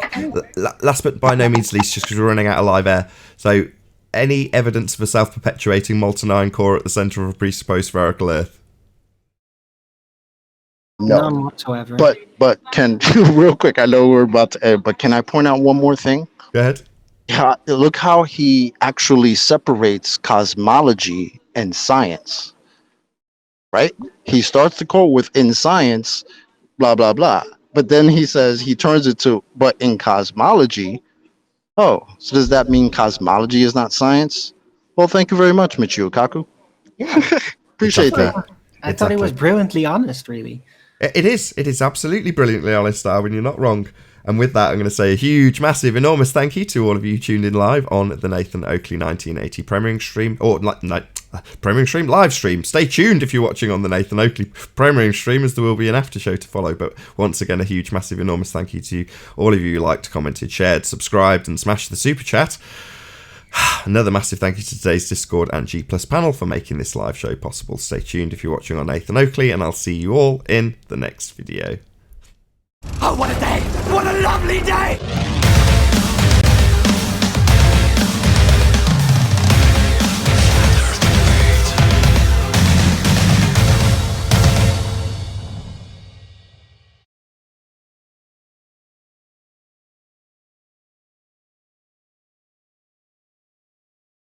Be anywhere in a minute over. Not the end of the world. Great show today. Yeah, not exactly a short housekeeping session. Literally the entire hour dedicated to breaking down each of the housekeeping questions one by one. It was great. You know, Yeah. sometimes you got to be thorough with the cleaning. I love the fact that I read out that quote and somebody got so triggered that he felt he had to message me and tell me how I took the quote out of context.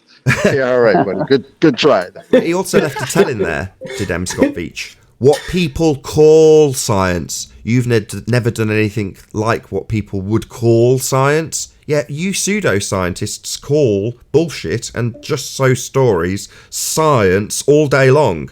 But calling stuff science and it actually being the empirical method are two totally different things. Quite admirably distinguished by Michio Kaku when he distinguishes, as Chocolate pointed out at the end of the live show, between cosmology and, separately, science. Two separate things. Do you remember when I told you about my schooling years when I was younger and my teacher was teaching at this one point the evolution theory, and I raised my hand and I asked them a bunch of questions, and I mean I'm like 14, 15 years old, so I'm not the brightest in the world at that age, but my questions were very simple and direct, and it flustered him to the point where he says, look, I don't even believe it, but I have to teach it, so stop asking me the questions, because I kept raising my hand and it was disturbing the flow of the class. And when Arvin said what he said is that they have a presupposition, and the leadership and science and whatever get together, they have to stick to the script. Even if they believe it or don't believe it, they have to stick to the script because that's what everyone else is teaching. Just like my teacher. The same sort of situation I remember in a religious education class. So you come from one class where they're telling you about dinosaurs, you move into the religious education class and ask the question about dinosaurs, which didn't fit in with the current timeline being taught about the Christian faith and religious education. And I was kicked out of the class because you're not supposed to highlight contradictions within two different narratives that are separate. Really? Wow. That's what happened with me with gravity. I kept asking the teacher how I don't understand how people are sticking to a ball all around the ball, and she just kept saying gravity, and I was like, okay, great, but what does that mean? Like, can we get into that? And the teacher at one point said, "This is what's in the textbook, and you just need to know it for the test." And when that I was little like, boy, okay, I guess so. and when that little boy grew up, he was on Flat Earth Debate saying, "Oh yeah, what's gravity?" Right? That was good, Chocolate. You're low. Hey, Brian. Oh, okay. Yeah, I mean, Hey, Nathan. as a Hey, kid, everyone. what do you say afterwards? Like, it's in the textbook. Somebody obviously smarter than me has figured it out, and now I need to know it for the test. What do I say after that? To the teacher. Obviously, in my head, I'm like, still doesn't make sense, but whatever. I need to know it for the test, right? So I can get out of this class, right? And then years later, I'm over here like, hey, what's gravity? Nobody can tell me. Great. Nathan, can I give an answer, or some kind of an answer to Neil's question about where was science when the globe was being brought into reality, well, into our reality, let's just say. Well, they just presumably stuck the label over it, right? Oh, look, everyone appreciates that science is empirical. Let's just call this science and hope no one notices. Yeah. History kind of supports that, to be honest, because there was no globes from the Greek times. The Greeks were great stonemasons, and they didn't make one globe. The oldest known globe was from 1492, the same year as Columbus supposedly discovered the Americas. And the thing about that is, is that it would make sense why somebody like Columbus at that time would have a leather globe. People who were seafaring, this is a theory I have, people who were seafaring at the time were educated people. People who were the captains of ships and stuff were educated. The rest of the people weren't educated. So you have a huge amount of the population of the world of the Western world that had no education. And yet people who were map makers and boat builders, engineers, people who had some kind of education, they could read and write and stuff like that. If you were on a ship and you're traveling from back in 1492, let's just say, you're traveling from Britain to America, you don't want to have your maps up on the deck. So if you need a reference to where you're going and what direction things are going, or where you are, then if you had a leather map that's based, a leather globe that has like some kind of a map onto it, something like that, even if it was just for just that trip or just for a coastline, then if you lost that, it's not the end of the world, because it's only just a leather thing with some kind of a reference on it. It's not a map. You couldn't have maps up on the deck of a ship. You have to have maps down below in the captain's quarters where they were safe and couldn't be damaged. Because without maps back then, there was nothing. They had no way of contacting the shore. They had no way of getting new maps. So I reckon the globe was very possibly just something that was used by seafarers as a reference while they're on the deck. And that over the course of time, it was adopted as an actual reality, because the people who didn't have education didn't know any better. You know, that's just a theory. Interesting. Funniest thing I heard in that regard is there was a pilot that I heard have an interview on Paul on the Plane, and he said that he actually took, and he's a flat earther, by the way, and then he said he took a globe on a flight with him and another pilot. They actually took a globe on a flight with him just to kind of, compare it to reality. And he says he laughed at how off it was when compared to his flight charts and the actual reality that he lives. And he just said it would feel like me and the guy were just laughing. No, obviously that's anecdotal type of evidence, whatever, hearsay, but I just thought it's kind of funny when somebody actually does take a globe into a cockpit and they end up just laughing at it. It's pretty funny. Indeed. Are we all on board with the idea of that the heliocentric religion is actually the one world religion? I am. I agree with that. Whole religion. Yeah. But yeah, I think it's always been the baseline mind control spell for governments, at least the Western style government. Yeah, it's the governmental religion. It's the presupposition to start the control with. But to the normie, it's disguised as science. Yeah, pseudoscience is the guise of religion that they needed to make people think it's just true, so it's never ever considered as being a religion. Yep. Because when you tell a normie it's his religion, he fights you. And then you say, but look. And then you start pointing out the falsehoods. And then they still fight. I said, wait a minute, I just proved that you can't have gas pressure without a container. I just proved that you don't have the geometric horizon where it's supposed to be. Just proved that the airplane should take an hour and a half going from Charlotte, North Carolina to LA if the Earth was spinning towards it on the westerly direction.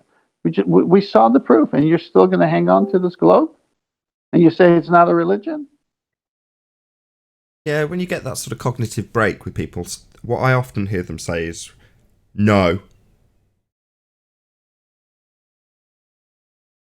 Right. Okay. Yeah, they'll say no. You get to that point that you've just made, and you say, well, if the Earth was turning underneath to give us this deviation, apparent deviation from the ground, then the Earth would be turning underneath the plane to make it seem like it's curving. Yes, I understand that. Yes, that's Coriolis effect. Right, but then a flight from Charlotte to LA would take an hour and a half. And it doesn't. It takes 4 to 4.5 hours. And their answer to that would be, no.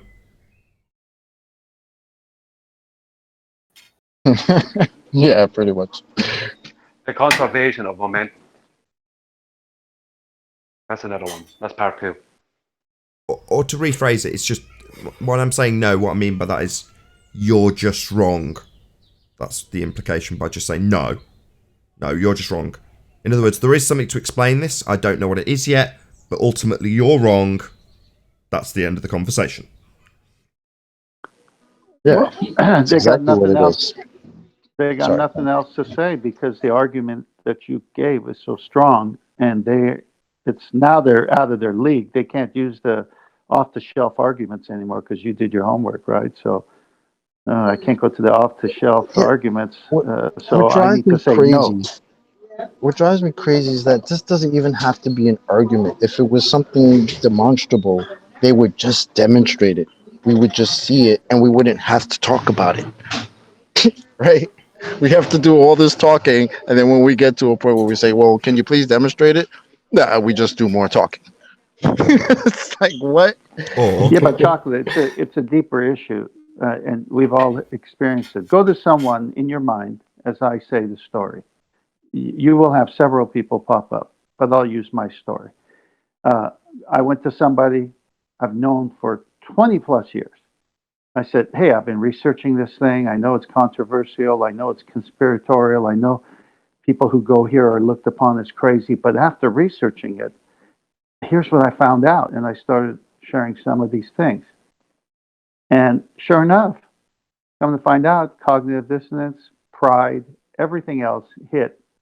And this person doesn't even want to talk to me about it.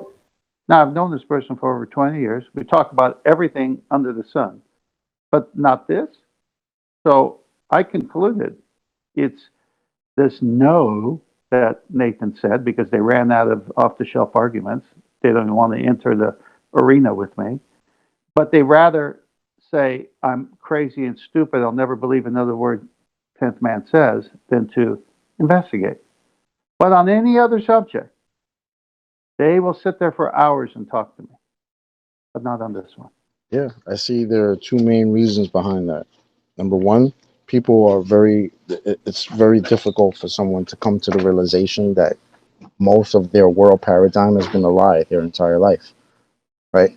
The other thing is, who are you and why didn't I figure it out first? Right? Why are you telling me what this is about and I didn't know that? It can't be right if I didn't figure it out. However, You have to be wrong. There's an upside to this, which is a lot of the people I know precisely what I do, but are very, very hesitant to talk about it with me. They'll mention in passing how things on YouTube, for example, as a way to skirt the issue. Now, those exact same people are more than willing to question me about the current state of affairs. And you go, yeah. So why would you approach me about this very openly when you're clearly being very distant to everybody else around you about this subject? You're scared of your own shadow, pretty much. But yet you'll approach me and talk about it quite openly and question me about my opinion and what's going on. Why would that be when you're so sceptical about the thing I generally do on my day-to-day business, if you like? So you think, okay, that's kind of telling. So today I asked a few people, well, what brings you to actually ask? And the answer was plain. I think what's going on now is nonsense. That was the answer I got. And I was like, it was quite uplifting. That's why I've been in a good mood for the whole show. Because I'm not what I'd consider a normie, who I vaguely know, like in passing, I happened to see in a supermarket and was told by the security guard to keep apart. And as we didn't, she approached me. This is all nonsense, isn't it?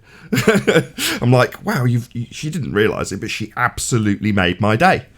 Because every time I go into that supermarket to buy milk, I'm confronted by normies, and it makes me depressed. Because I think, God, we're living in a terrible world. No one knows what's going on. And then one almost random, I know her very, very vaguely, I don't know her name, but she's like, hello, this is all nonsense, isn't it? Like, great. Humanity's not lost. Yeah, I've had a few normies with that same reaction. They'll come up to me after this whole nonsense started and say, wow, what do you think about this? And I do the look around like, oh, you're asking me? Because 2 weeks ago I was the crazy flat earther, but now my opinion means something to you now? Yeah, exactly. Exactly. The look in her and a couple of other people's eyes have been a look of great intent. They're hanging on my every word. And I'm like, well, actually, I avoid talking about this subject and I'll give you more reasons why. And then they're still there with great intent. Yeah, but what do you actually think of, like, okay, you're trying to press this issue. Okay, fine, I'll give you my opinion, not that it's worth anything. Yeah, when this started, I had one of my coworkers come up to me and say, you know what, even though I might not agree with you on the shape of the earth, I'm 100% with you on this media nonsense and all this lying crap. It's just full of shit. I completely have your back on that now. And I was like, wow, maybe this will wake people up. That's a good thing, man. Well, I'll credit Thrice 8 Hermes. So he was recommended to me by John LeBon, and he's a very monotone, very depressing, calls himself a jester. And if you know what a jester is, it's like comedians tend to be depressed. Anyway, without going into too much detail, this dude, Thrice 8 Hermes, was the guy I got the analogy for the ratchet, but I only gave you half of his analogy. So I'll give you the other half now, 10th man, as it was you I gave it to. So do you remember me describing how the control system will be like a wrench that's on a ratchet? You tighten it, and then when you go back up, it seems to, or it looks like it's untightening. It clicks, but it hasn't moved an inch. It's still just as tight. And while the perceived untightening for the people around us has happened, everyone relaxes a little bit, only for it to be tightened up again. Well, when Thrice 8 Hermes gave that analogy, he described the ratchet in a slightly different way. He said it's like a magic ratchet, because what's happening to you general sheep normie is that tightening effect, yeah? But to others who are slightly more open-minded, it actually breaks the bolt, if you will. He didn't describe it this way. I'm just trying to simplify it for simplistic terms. It breaks the bolt so that the person who's watching the tightening suddenly it fractures, and it's actually becoming looser at the same time. So while it's, for me, it's akin to going out and saying, look at how everyone's just in line like sheep, and that could be a different Joe who isn't me, who isn't necessarily awake to any sort of deception around them, who suddenly goes, look at the world we live in. God, what a load of old nonsense. In other words, that ratchet stopped working. Mm-hmm. Right. They get out of the hamster wheel all of a sudden. Yeah, Because they it's jump been- off the hamster wheel, yeah, and just look at the hamster wheel still turning and go, bloody hell, it's got a motor behind it. I was going to comment on what Chocolate was saying. So the person who's honestly shared his feelings said, I may not agree with you on the nature of the earth, but on this one, I'm with you. This is nonsense. Well, the only reason that even happened is because there's restrictions, government controls, some pain being felt. Maybe can't buy something every time he goes to the store, it's out of stock right away. And it's enough to get him to say that. Whereas when prior to this current situation, here's Chocolate saying pretty much the same thing in the sense of the nature of the earth and showing all the proofs. But the proofs Chocolate showed didn't cause the pain. There wasn't going off the grocery shop, So this one is, and so they're all like, this is nonsense. But the other one, well, who cares? I'm still able to do what I want to do, and you're crazy because the earth is round. They don't feel it. They need to. Some people need to feel the pain, I guess. Exactly. So if you But try they to explain will. to somebody that there's been restrictions put in place because we're under a certain level of control, governmental control. Now, if you phrase it simplistically like that, most people are like, well, obviously, the government run the country. That's what running the country is. You go, well, no, there's more. It's more sinister than meets the eye. What seems benign is actually this ratchet being tightened and then never loosened again. For example, travel restrictions and being searched at airports, endless queues and being scanned and all that sort of stuff. Well, we seldom realise that that's one of those ratchet tightening experiences where the tightening happened, everyone's all nervous for a certain event that's happened in order for the ratchet to be tightened. But then a few months later, that doesn't untighten. It becomes the new norm. Well, what's happening around us now? Well, cast your eyes forward a couple of years when everyone's just doing it the same as they are now, and it's the new normal because the ratchet doesn't untighten. So what in the moment when everyone's scared, it very quickly normalizes again. Not that it untightens. When people say, "Well, when will things go back to normal?" No, normie, this is normal. Just get used to it. This is your new normal. Accept it. Now, for us, we were trying to explain to these people 6 months ago, the same people are coming up to us now, you and I, Chocolate, in this example, with a wide-eyed look, because they're seeing it overtly.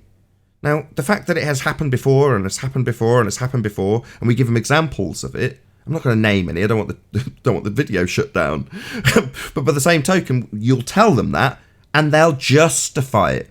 So what will become the new normal isn't people being worried about whatever the current bullshit is. It will be when they are at the point where they can justify it to people like us. In other words, 10 years from now, you describe a pandemic that was 10 years ago, and you say, well, as a result, this, and this happened. And they go, nah, that's just normal. Right? That's normie behaviour. But for some, they snap and go, this isn't normal.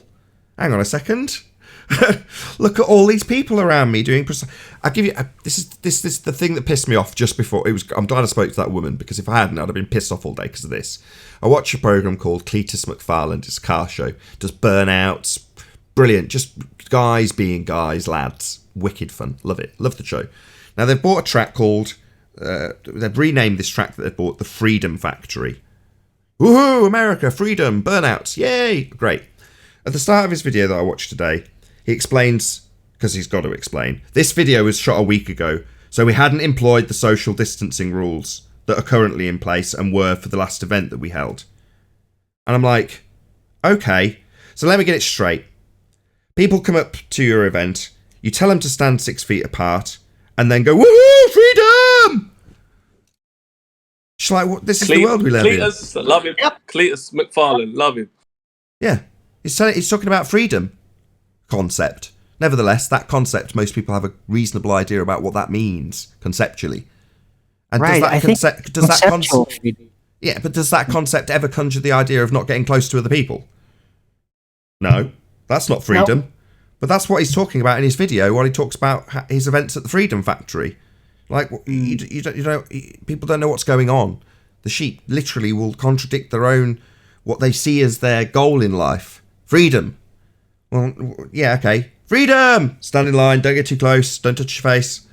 You know what I mean? It's like, so it's more like a presupposition of freedom, really, if you think about it. It's just a concept, but my point is that concept is entirely contradicted and violated by the ideas that are currently being permeated in society, which will become the new norm. So when will normalcy resume, people ask? When you accept your current situation. That's when normalcy... No, I mean, when can I go back to the ball games? This is a John Le Bon example. It's like, well, then go and listen to the Masters and they'll tell you when you can go back to your ball games. Until then, don't touch your face. Hold on a second. Freedom Let's pretend that freedom is Nathan defined by Oakley- people. Freedom to cooperate. We're all free. Some are just more free than others. Freedom's just another word have a for scenario. nothing left to lose. Yeah, go ahead, overtalk me. Okay. You're not drunk now, Arwen. You can't get away with it. Hey, not. that's been our normal for a can't long time. overtalk John. right? No, it's literally, as soon as QE wants to get a word in edgeways, there's now 6 people talking. So, come on. Play fair.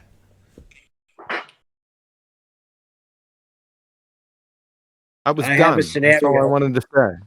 There we go again, man. See, that normal will never change. That will always be here. That's one place we can see that never change. Yeah, fuck it.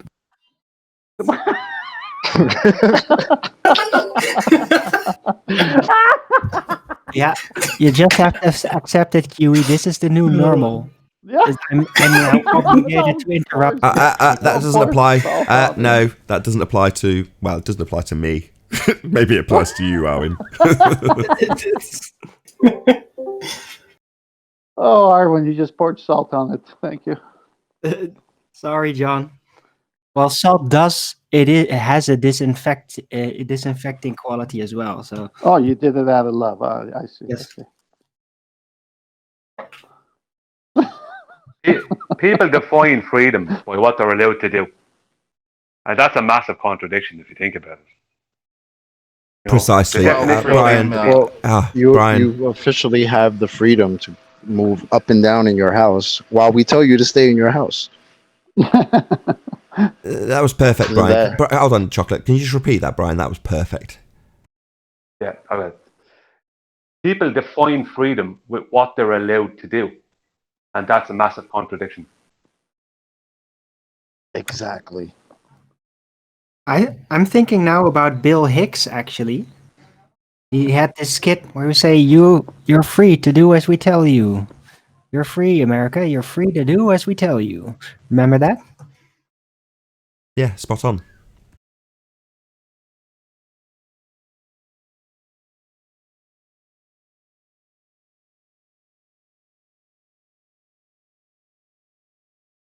We're in a moment of quiet contemplation now about how perceivably crap the world could be taken as being. Freedom itself is a bit of a contradiction. You have to be free to do something, free to fulfill a purpose, free to do something, fulfill a need. Even us as created creatures under God, God has to make those freedoms for us. So to a certain extent, we're going to have to serve and be bound by something. I guess the real freedom is freedom to fulfill our purpose or to reject it. Or to put it another way, it's a Everyone concept. is free to be tested by God. Just a concept. The only thing we're free to do is think. And most people don't give away that freedom. To They someone else. don't. Hold on, did you say they don't give away that freedom? Yeah, they do. No, they do. Most people Oh. do give away that freedom to someone else. Yeah, I was going to say they absolutely give away freedom. Their mind is absolutely be in there prison to and be be free. exploited and controlled by their government. They're being told currently precisely what to do and what to think. overtly being told what to think.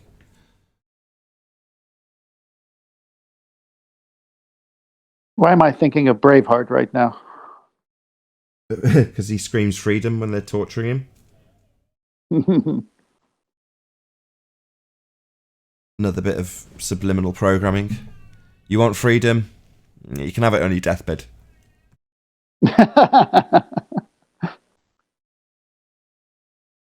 Oh, it's actually a classic story mode for a lot of movies like that. So yeah, they've kind of always conditioned that. If you want to be a hero, you gotta die. That's what they try to sneak in there in our story consciousness, in our archetypes. That's what they do. Yeah, most people don't realise that the stories at the cinemas are also absolutely riddled and laced with multiple layers of programming towards the agenda of the controllers, or the government, if you will. Most people have no idea. Those stories are there to train us. They know that when they were bringing in the kind of nonsense that's in here now, that people like us would not have been listened to 2 months ago or whatever. They know that. They knew that people like us were wasting our time trying to tell the general population anything. The general population will find that out in time. Some of them, maybe not all of them, some of them. Oh, there are lots. That they wouldn't have listened. But they're a lot smarter though. The people who are running the show, so to speak, they knew that before we appreciated it today. So Chocolate and I have discussed it today. Well, the idea that people didn't realise that was the case before this happened is absurd. And I'll tell you for why. Given that that's happened on the street, literally, with one-on-one encounters, and there's 2 of us on the panel that can describe situations like that in recent times, literally the last couple of days, that is to say that is the commonplace as far as I can tell. That's common. You turn to your conspiracy theorist or perceived conspiracy theorist when something like this happens and ask them questions. So, what do you know? When the magic trick was being spelled, we were shut down live. So, that's not a coincidence, is it? Because, yeah, we may have seen drastically increased numbers, and suddenly people are turning to us for an answer about a perceived conspiracy.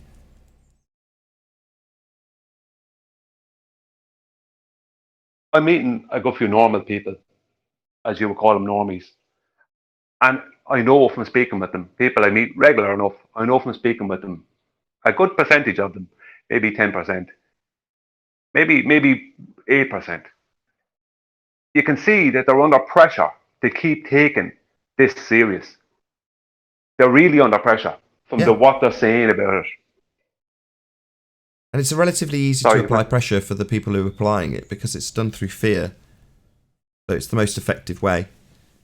And, you know, my discussion, or our discussion with Mark the other day, was my affirmation that this magic spell's worked. The trick's already done. This has already happened. It's all finished now, as far as I can tell. The effects, that's the new norm. That's what people are all concerned about. It's like, no, the route to getting us here is a done deal now. Not only is it a done deal, it's the people that are keeping those measures in place and will continue to do so. The magic trick's worked.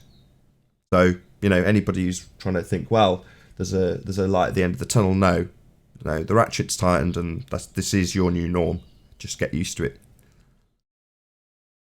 You want to know why? Yeah, blame either the magician who cast the spell, who you have no idea who that is, or blame the mentality of the people. They've been manipulated, but ultimately they've still brought forth what is in effect now, and they will keep it here. So, you know, it's hard to say blame them. It's like when I was at the beginning of the show saying, well, I don't blame Mark for this. He's not my enemy. He's just being utilised to demonstrate that the magic tricks worked, and it has. Doesn't make Mark my enemy. He's being used.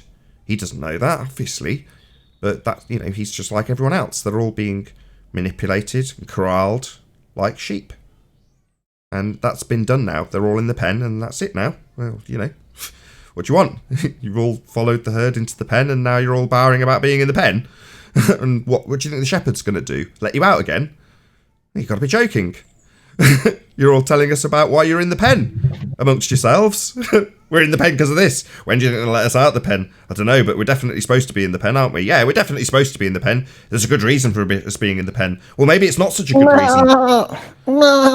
Meh. Yeah, that's what we've got now. Get used to your pen, normies. You are killing me. Say again?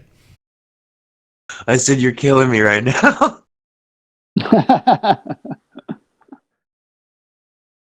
Yeah, exactly. I mean, the most stupid thing I've seen in the past while has been people showing videos.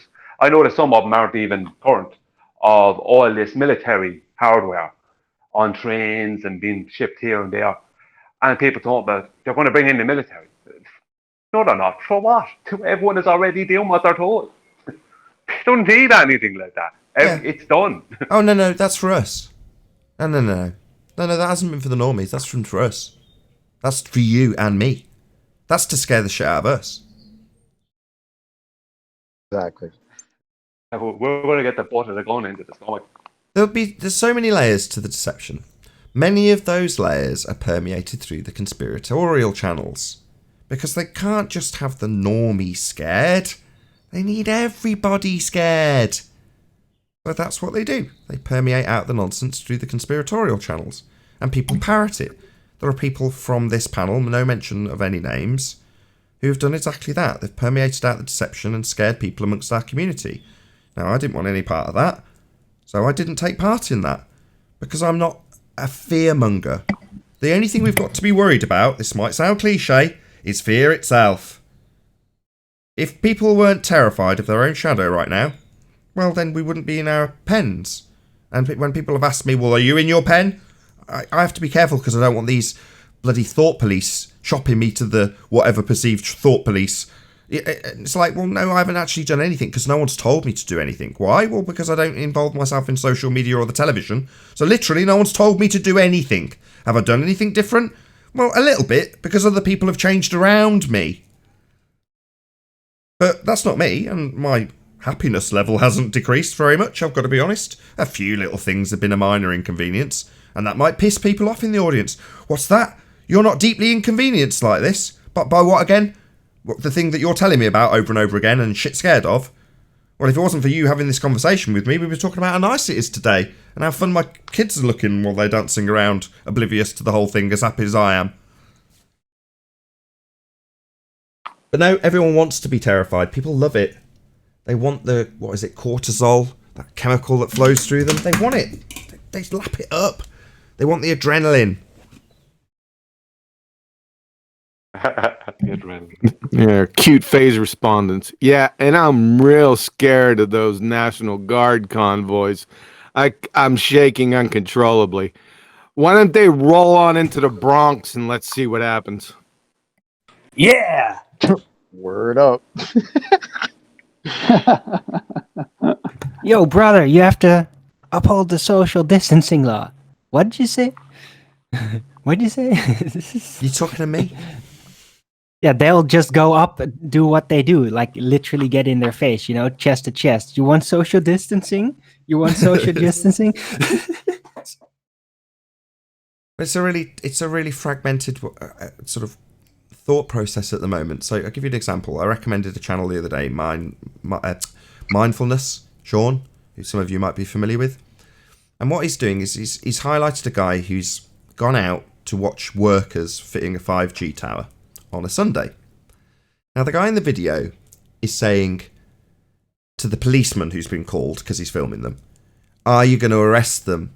They're working. This isn't needed work. Everyone's on lockdown and they're putting up a 5G tower. Now, on the one hand, you think to yourself, why are you now shopping these random dudes who are out doing work? They're actually doing stuff. Yeah, you could say it's argued that it's not, you know, selling groceries and keeping people fed, but ultimately they're just out doing work, right? So you suddenly have this conflict where even the guy who's conspiratorial about, in this case, 5G towers, wants to shop the workers to the policeman. So we're all fighting amongst ourselves. We're all self-policing. The guy's enforcing the regime of, well, you shouldn't be out doing it if everyone else is locked down. You should be locked down. But because he's got the cause of 5G, it's justified to shop random stranger to the policeman. You're like, well, ultimately, while you're fighting one battle, you're setting fire to another man's fort for his battle for freedom. Whatever that may be. You see what I mean? So he's like essentially becoming the thought police for one man's battle whilst fighting his own battle against 5G towers. And it kind of, I watched that video, and again, it was one of the first things I watched this morning. I'm like, this depresses me. You know, you're more than happy to enforce the lockdown and, you know, tell this guy that they shouldn't be working to emphasise your point that we're getting 5G towers that he doesn't want for all of his reasons, which may or may not be justified. Well, maybe, yeah. You're totally right, but maybe in a way it is also to draw attention to the crowd. Like, look, this doesn't make any sense that they're allowed to do that to those that believe in Corona. You know, it's a matter of perspective at it. Plus, I think if he works, then I'll work. Then we'll all work. It'll be an anarchy. Let's go. But that was kind of my attitude.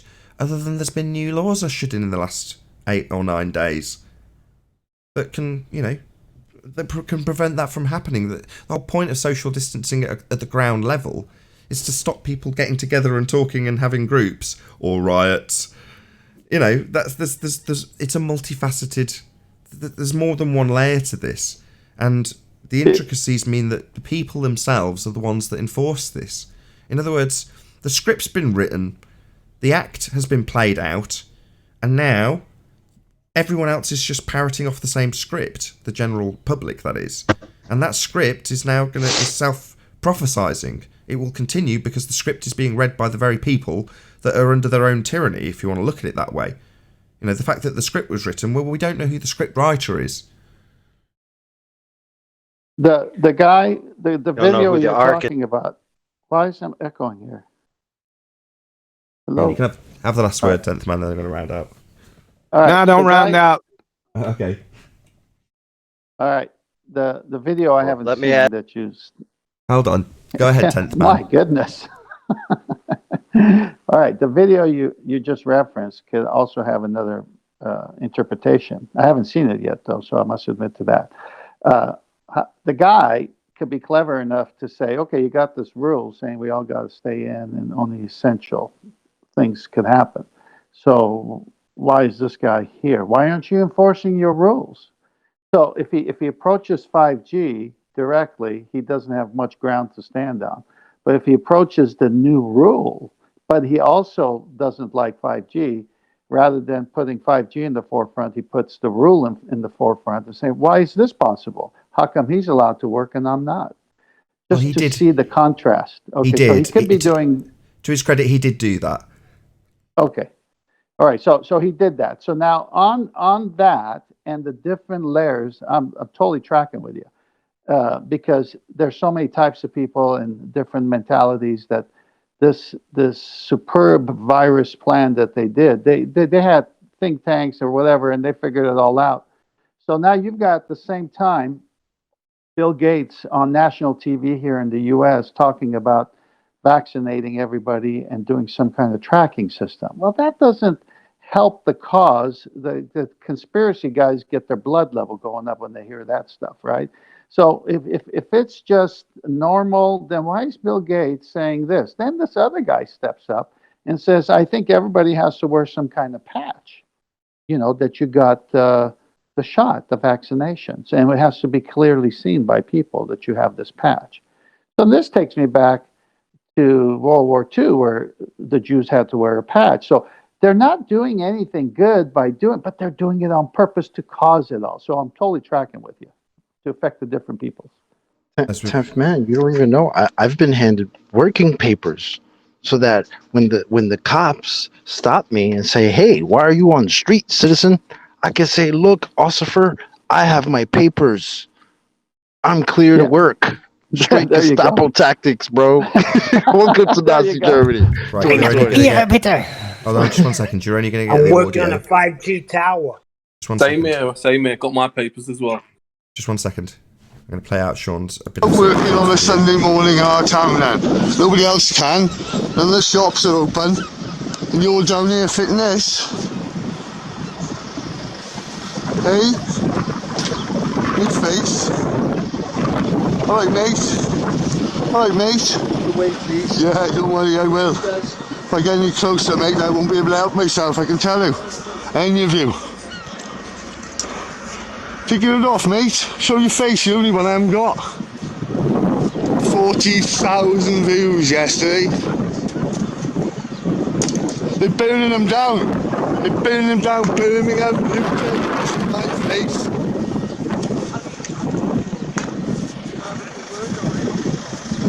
Do you want to have a little word? Excuse me?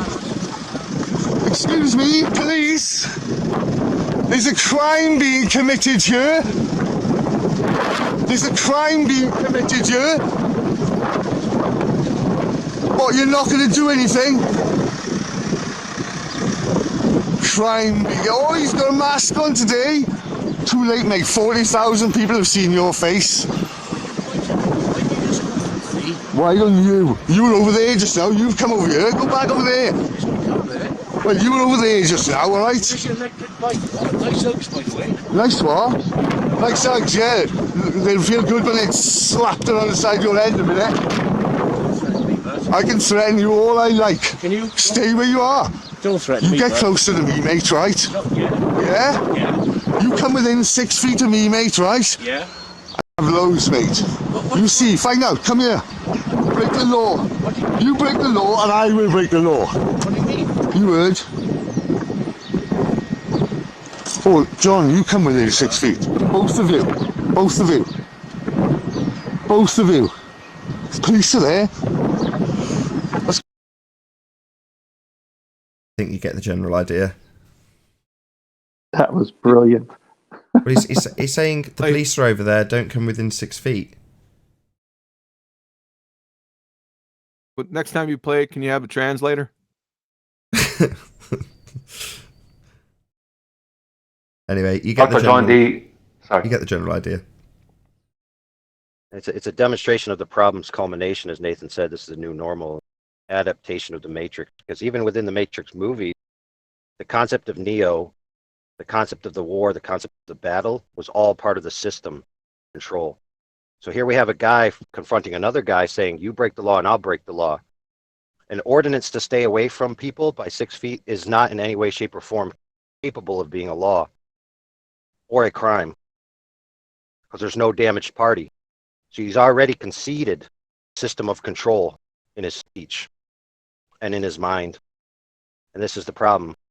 We've all been so indoctrinated, we don't even realize how indoctrinated we are in so many facets. We've not come to fruition yet in our awakening. That was an absolutely beautiful and eloquent end to the show. Thank you very much for that summary, whoever that was. And with that, I'm going to say a huge, massive, enormous thank you to all of you who did tune in on the Nathan Oakley premiering stream 4. Hopefully smashing the super chat, liking, commenting, sharing, subscribing, and all that good stuff. Be sure to check out nathanoakley.com and the Flat Earth Debate Forum to keep up to date with the community debate. Of course, a massive thank you to today's Discord and G+ panels for making this after show possible. I've been Nathan Oakley, and I'll see you all in the next video. Oh, what a day! What a lovely day!